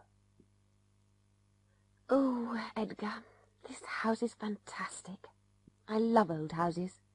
There's a ghost here, you know. Edgar, don't be silly. You're trying to frighten me. Not at all. I've been coming here for years. We used to stay here when I was a child. I saw the ghost myself once. Edgar, this isn't funny. It's late at night. Anyway, I don't believe in ghosts. Don't you? I do. Where did you see the ghost? Upstairs, in the bedroom. Ha ha. Did it have a white sheet over its head? No, no. It was quite an ordinary ghost, really. He was wearing Victorian clothes. He? Who? The ghost, of course. I'll tell you about it. I'd been walking in the forest all day, and I was really tired, so I went to bed early. Had you had anything to drink? No, no. Well, go on. What happened? I'd been in bed for 2 or 3 hours. How do you know that it was a few hours? There's an old grandfather clock in the bedroom. You'll see it when we go upstairs. Anyway, the man was standing beside it. What man? The ghost, of course. What did you do? Nothing. What did he say? Nothing. He just stared at me. How did he get into the room? Had you locked the door? Yes, I had, and the window. It was a cold, foggy night. Was there a fireplace? Yes, but it was too small for a man to get down. Anyway, there'd been a fire. What did you do? I sat up and stared back at him. I was too shocked to move. What happened? What happened? Well, I don't know how long we'd been staring at each other, when suddenly I panicked and shouted. And he disappeared. I don't believe it. I didn't believe it myself at the time, but when I told some people in the village, they believed me. Some of them had seen the ghost themselves. They could even describe him. If you ask them, they'll tell you. Edgar, put some more wood on the fire. I'm going to sleep downstairs tonight.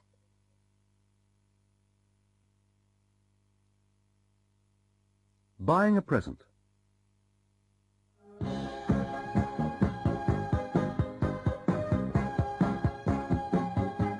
Have you got Disco King, please? Who's it by?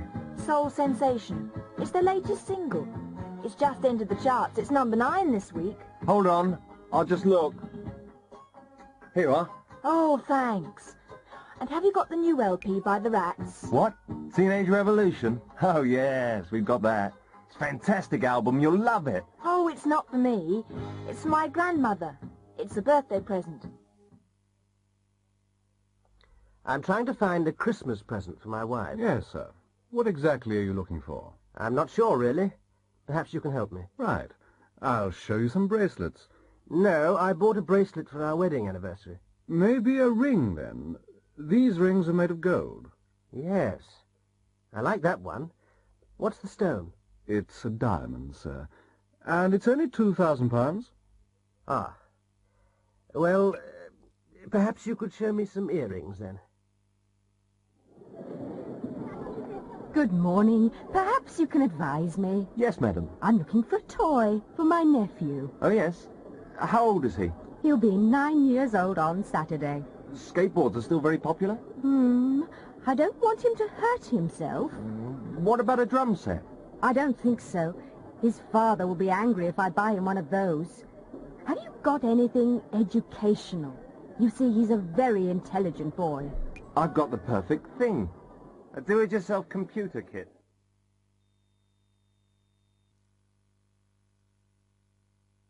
Made in England.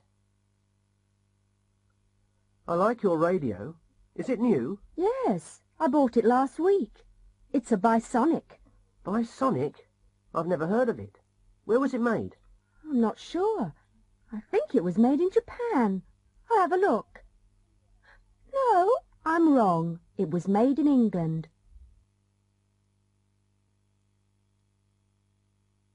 A real bargain. Mr. Palmer is looking for a new house. He's tired of living in the city, and he wants to live in a quiet village. He's with the estate agent now.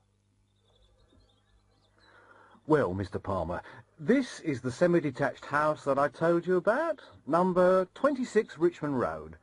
The owners are away, but I've got a key. When was it built? It was built in 1928. Who built it? I'm not really sure. Is it important? No, not really. Is that a new roof? It looks new. It is nearly new. It was put on last year.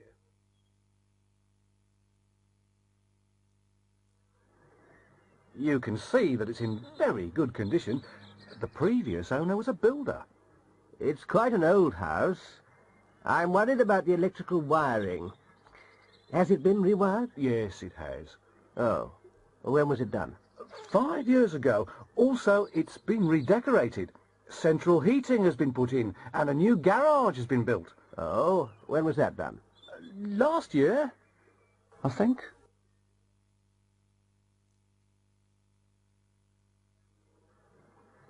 It's a very solid house. It's built of brick with a tile roof. It's a long way from a big town. What are the services like? Hold on, I've got the details here. Oh, yes, let me see. The dustbins are emptied every Thursday. It's important for me to see the post before I go to work. When is it delivered? It's usually delivered at about 7:30. The milk is delivered about 6 o'clock, so you'll have fresh milk for breakfast. It's certainly very cheap. I've seen a lot of similar houses, and they're more expensive. Oh, yes. It's a real bargain. Are there any plans for the area? Pardon? Plans? Well, a new school is going to be built in the village next year. Anything else?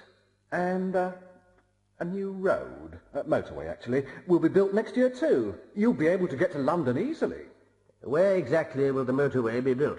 Well, actually, it'll be built behind the house. A bridge will be constructed over the house. It will be very interesting. You'll be able to watch the traffic.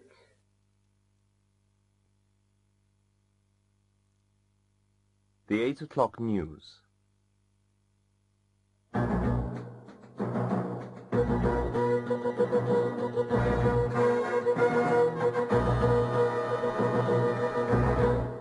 Good evening, and here is the 8 o'clock news. Robert Gibbs, the great plane robber, has been caught in Montina. He was arrested in a Vanadello nightclub. He is being questioned at police headquarters, and he will probably be sent back to Britain. 2 British detectives left Heathrow earlier this evening, and they will help the police in Vanadello with their inquiries. In 1978, Gibbs was sentenced to 40 years in prison for his part in the great plane robbery. He escaped from Parkwood Maximum Security Prison in April. Since then, he has been seen in 10 different countries. The strike at Fernside Engineering in Birmingham has ended after talks between trade union leaders and management representatives. The strike began last weekend after a worker had been sacked. He had had an argument with a supervisor. 5,000 men went on strike. The worker has now been re-employed. Vic Bostic, the lead guitarist of the Rats pop group, is dead. He was found unconscious in his Mayfair flat early this morning. Bostic was rushed to St. Swithin's Hospital, but doctors were unable to save his life. A number of bottles which had been found in his flat were taken away by the police. There is no more news about the famous Lanstable painting Norfolk Sunset, which was stolen last night from the National Gallery. The painting, which is worth £500,000, was given to the gallery in 1975. It hasn't been found yet, and all airports and ports are being watched. Cars and trucks are being searched. A reward of £10,000 has been offered for information. Jumbo, the Indian elephant which escaped from London Zoo this afternoon, has been caught. Jumbo was chased across Regent's Park and was finally captured at a hot dog stall in Regent's Park Road. A tranquilizer gun was used, and Jumbo was loaded onto a truck and was taken back to the zoo. At the zoo, he was examined by the zoo veterinary surgeon. Fortunately, no damage had been done, and Jumbo will be returned to the Elephant House later tonight. Jimmy McTavish, the Eastfield United and Scotland striker, has been transferred. The contract was signed at lunchtime. He was transferred to the American club, Miami Galaxy, for $3 million. McTavish, aged 23, was bought 2 years ago for a fee of £2,000 from a Scottish non-league club.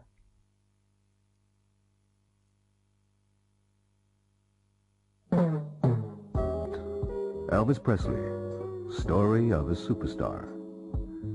When Elvis Presley died on the 16th of August 1977, radio and television programs all over the world were interrupted to give the news of his death. President Carter was asked to declare a day of national mourning. Carter said, "Elvis Presley changed the face of American popular culture. He was unique and irreplaceable." 80,000 people attended his funeral. The streets were jammed with cars, and Elvis Presley films were shown on television, and his records were played on the radio all day. In the year after his death, 100 million Presley LPs were sold.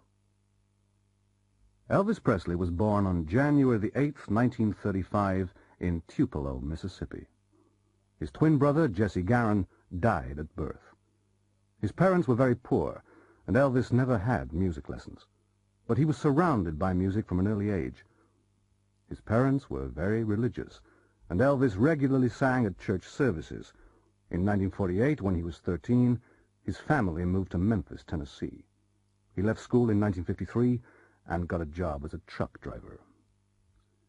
In the summer of 1953, Elvis paid $4 and recorded 2 songs for his mother's birthday at Sam Phillips' Sun Record Studio. Sam Phillips heard Elvis and asked him to record That's All Right in July 1954. 20,000 copies were sold, mainly in and around Memphis. He made 5 more records for Sun, and in July 1955 he met Colonel Tom Parker, who became his manager in November. Parker sold Elvis's contract to RCA Records. Sun Records got $35,000, and Elvis got $5,000. With the money, he bought a pink Cadillac for his mother.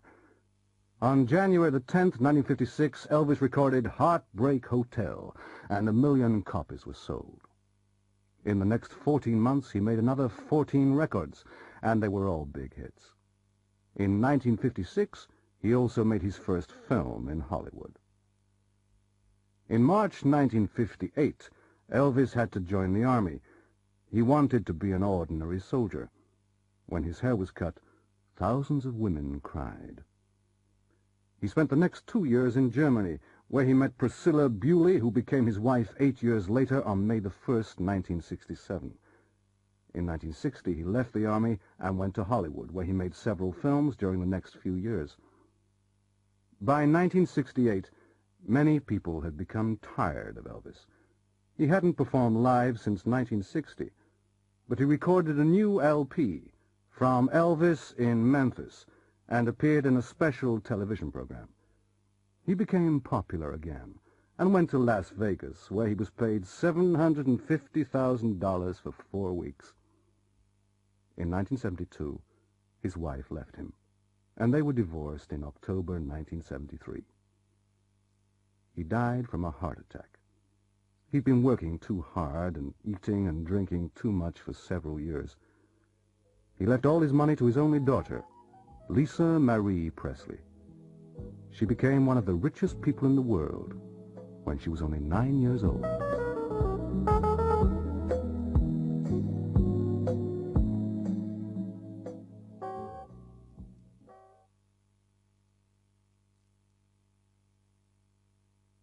If I had enough money.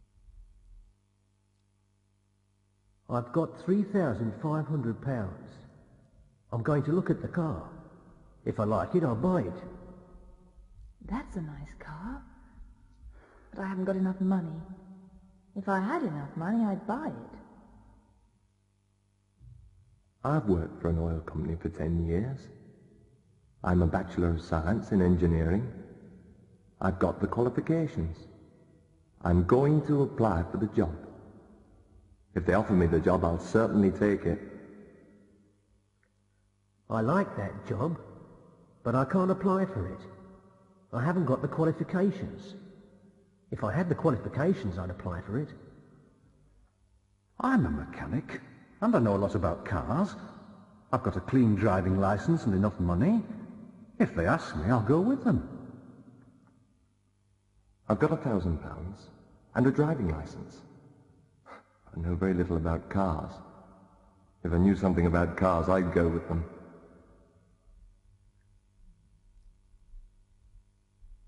I can speak French and German. I'll apply for the job. If I get it, I'll have to move to Switzerland. I can speak French, but I can't speak German. If I could speak German, I would apply for the job. I'm 19 and I'm interested in the job. I'll get more information if I phone them, and if the salary's good, I'll apply. I'm interested in the job, but I'm too old. If I were younger, I'd apply.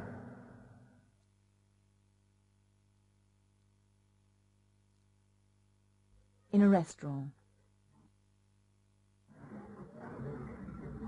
Good evening, sir. Madam, shall I take your coats? Thank you. Where shall we sit, Barbara? Oh, Would you like to sit over here, sir, near the window? Ah, yes. Could we see the menu? Certainly. Here it is. Do you fancy a starter? I think I'll have the prawn cocktail. I'm very fond of prawns. What about you? I'm not sure.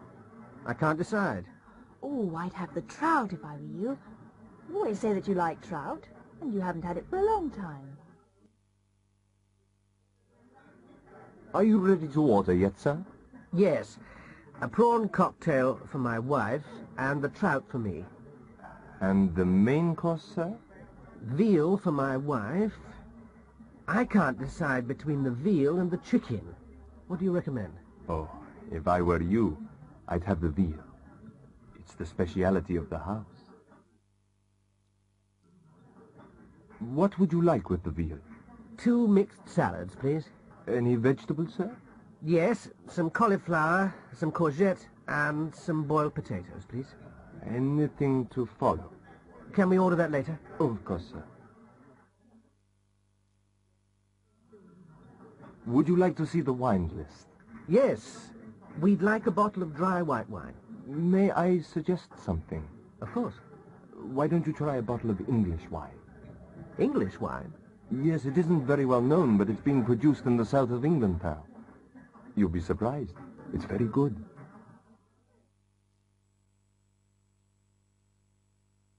North Sea oil.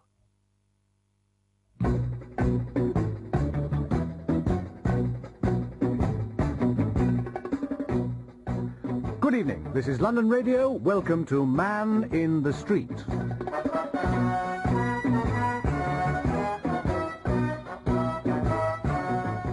Our program tonight is about North Sea oil. Oil was first discovered beneath the North Sea in the late 1960s. Since then, more and more oil has been found off the coasts of Britain and is being brought ashore. We aren't going to become very rich, but we must decide how to spend the oil revenues. Our interviewer went into the streets to ask people their opinion. He asked, if you were the Prime Minister, what would you do with the money? Well, of course I'm not the Prime Minister, but if I were, I'd spend the money on more hospitals and schools. We need more doctors, nurses and teachers. Classes are too big. If classes were smaller, children would learn more. And there aren't enough nurses either, because salaries are too low. If the salaries were higher, more people would become nurses. Money which is spent now on education and health is an investment for the future. I think the answer is quite simple. Taxes are much too high in this country, aren't they? I would reduce them. If we reduced taxes, people would have more money. If they had more money, they'd spend more. Industry would have to produce more, so it would need more workers. There would be more jobs, and we would all be richer.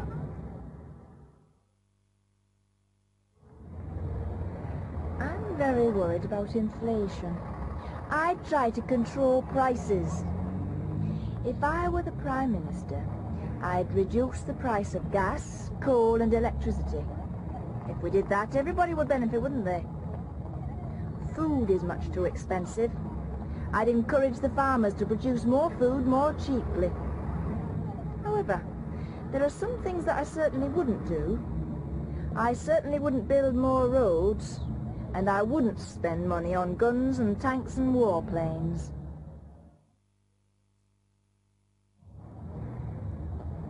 There's too much crime and violence nowadays. There aren't enough policemen on the streets. I'd increase the size of the police force, and I'd increase their salaries. If we had more policemen, we'd all feel safer. I'd also increase old age pensions. I've worked hard all my life, and I should have a reasonable standard of living.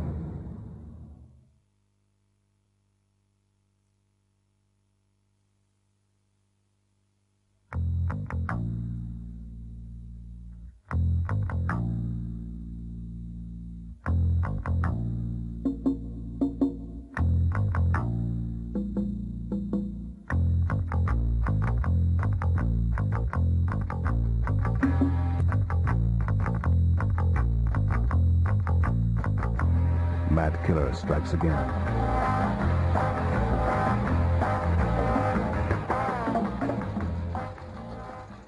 Los Angeles Daily Echo. Tuesday, April 12th. Mad killer strikes again.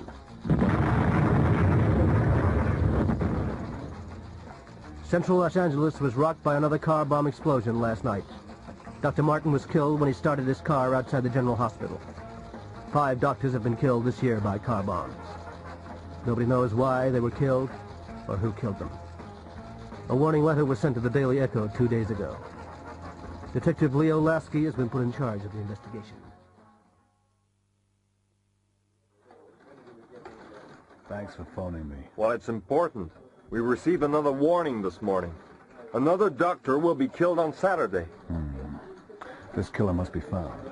If he isn't caught quickly, more people are going to be killed. Yeah, well, he must be found by tomorrow. There are 5 million people in this city. We haven't got any clues. It can't be done. Yeah, well, it must be done, Leo. It must be done.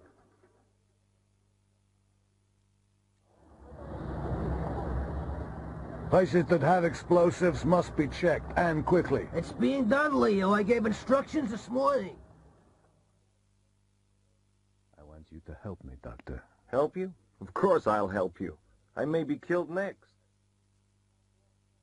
Well, Lasky, you've had a warning. You should catch the madman this time. We had a warning last time, Doc, but he couldn't be found in time. This killer hates doctors. Why? Well, maybe a relative or friend died at the hospital. Can I see your records from 4 months ago? The murder started then.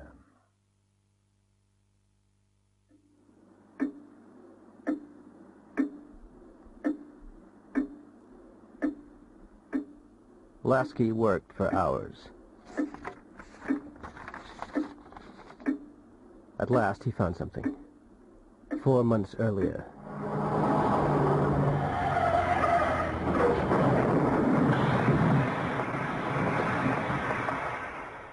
There had been a car crash. A man and his wife were taken to the hospital. The wife died in the operating theater. The husband threatened revenge.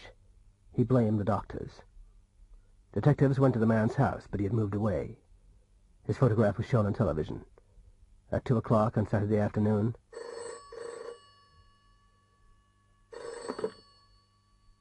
Lasky received a phone call. The man had been seen in a parking lot 2 blocks away from the hospital.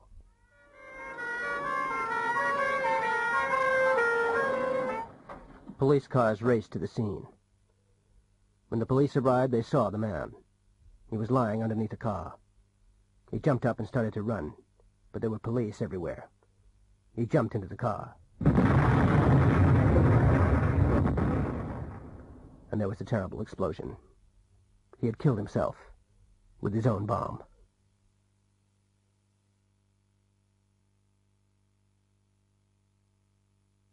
Four reports. Laura Bruce is a trainee reporter for the London Evening Echo.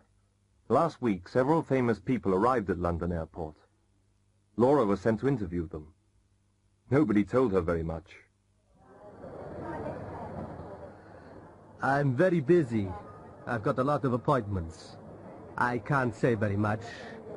I love England. I've been here many times before. I enjoyed my visit in January. I'll only be in England for 12 hours. I'm going to meet the Prime Minister. I have no other comments.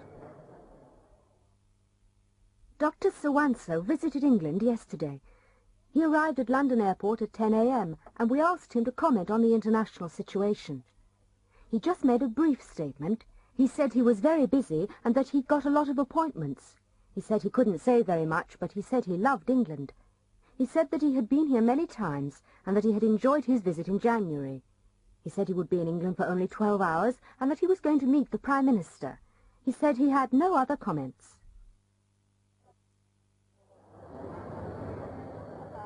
I like newspaper reporters, but I haven't got time to say much. Just that I'm the greatest. I've always been the greatest, and I always will be the greatest. I can beat anybody in the world. I've beaten Leo Fink before. I knocked him out in Miami, and I'm going to knock him out in San Paulo. I'll be the champion forever. Excuse me. Brutus Cray stopped at London Airport on his way from Frankfurt to Sao Paulo. I managed to see him in the VIP lounge. Brutus was in a hurry. He said he liked newspaper reporters, but that he hadn't got time to say much. He said he was the greatest, he had always been the greatest, and he always would be the greatest. He said he could beat anybody in the world. He also said he had beaten Leo Fink before. He said he had knocked Fink out in Miami and that he was going to knock him out in Sao Paulo. He also said he would be the champion forever. Examination day. Hey, Maria! Have you finished your exam? Yes, I have. Was it difficult? Well, it was quite hard. Did you pass? I don't know. She didn't tell me. What questions did she ask? First, she asked me what my name was. Oh, that was easy, wasn't it? Then she asked me where I came from and how long I'd been studying at the school. And what else did she ask? She asked when I had begun studying English, and she asked how I would use English in the future. Go on, go on. Then she asked me if I liked the school and if I lived with my parents. Anything else? Oh, Victor, I'm trying to remember. Oh, yes. She asked if I spoke any other languages. Is that all? Oh, there were a lot of other questions. She asked me what my hobbies were, and she asked me to tell her about them. Then she gave me a picture and asked me to describe it. Oh, and then I was asked to read a passage. What did she say at the end? She asked me to tell you to go in, immediately. But you said... Good afternoon. Good afternoon, madam. I'm interested in the holiday in St. Cuthbert. Ah, yes, the Caribbean. I can recommend it highly. Can you tell me a little bit more about it? Of course, madam. It's an excellent package holiday. You'll travel on a scheduled flight. You'll be met at the airport and taken to your hotel. You won't have to pay airport taxes. They're included in the price. The hotel is very near the beach, and it's got a swimming pool and a discotheque. It's a very modern hotel. It was built last year. The restaurant's superb, and drinks are very cheap in St. Cuthbert. Oh, and you can walk to the sea in 2 minutes. Sounds good. I'd like to make a reservation. One moment, madam, and I'll get you a booking form. Marion paid a deposit and booked the holiday. 2 months later she was in St. Cuthbert. But she was disappointed. When she returned to England, she went to see the travel agent. Ah, it's Miss Ward. Did you have a good holiday? No, I certainly did not have a good holiday. Oh, I'm very sorry to hear that. What was wrong? Well, when I arrived in St. Cuthbert, I had to spend 4 hours at the airport. You said that we would be met, and we weren't. You also said that we would be taken to the hotel. We weren't, and the taxi cost about £12. You told me that airport taxis were included. In fact, I had to pay £10. Oh, dear. You had a very bad start. But the hotel was nice, wasn't it? No, it was not. You said it was very modern. You were quite right. They hadn't finished building it. We couldn't sleep because the workmen were working all night. On our balcony. You said it had got a swimming pool. It had, but it was empty. And the restaurant served fish every night. Oh, dear. You said that the hotel was near the beach and that we could walk to the sea in 2 minutes. Couldn't you? Oh, yes, we could. But there was an oil refinery between the hotel and the beach, and it took half an hour to walk round it. Oh, I'm really terribly sorry. We really didn't know. I'm afraid we're unable to give you a refund, but we can give you a 10% discount on next year's holiday. Next year? Next year I'm staying in England. Having things done.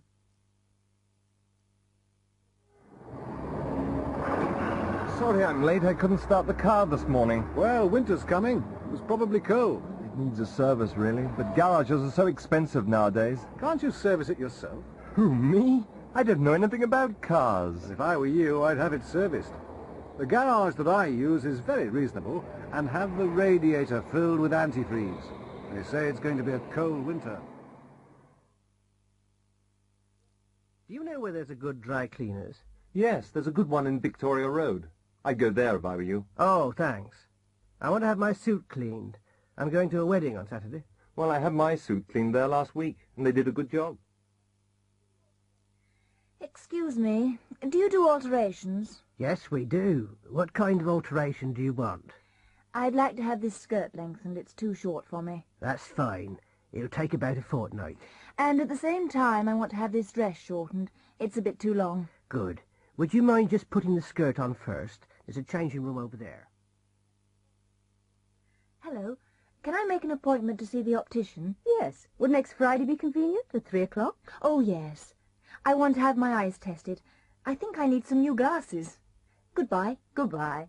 Oh, be careful. That isn't a door, it's a window. Oh, yes. Sorry. The appointment. Once upon a time, there was a rich caliph in Baghdad. He was very famous because he was wise and kind. One morning he sent his servant, Abdul, to the market to buy some fruit. As Abdul was walking through the market, he suddenly felt very cold. He knew that somebody was behind him. He turned round and saw a tall man, dressed in black. He couldn't see the man's face, only his eyes. The man was staring at him, and Abdul began to shiver. "Who are you? What do you want?" Abdul asked. The man in black didn't reply. "What's your name?"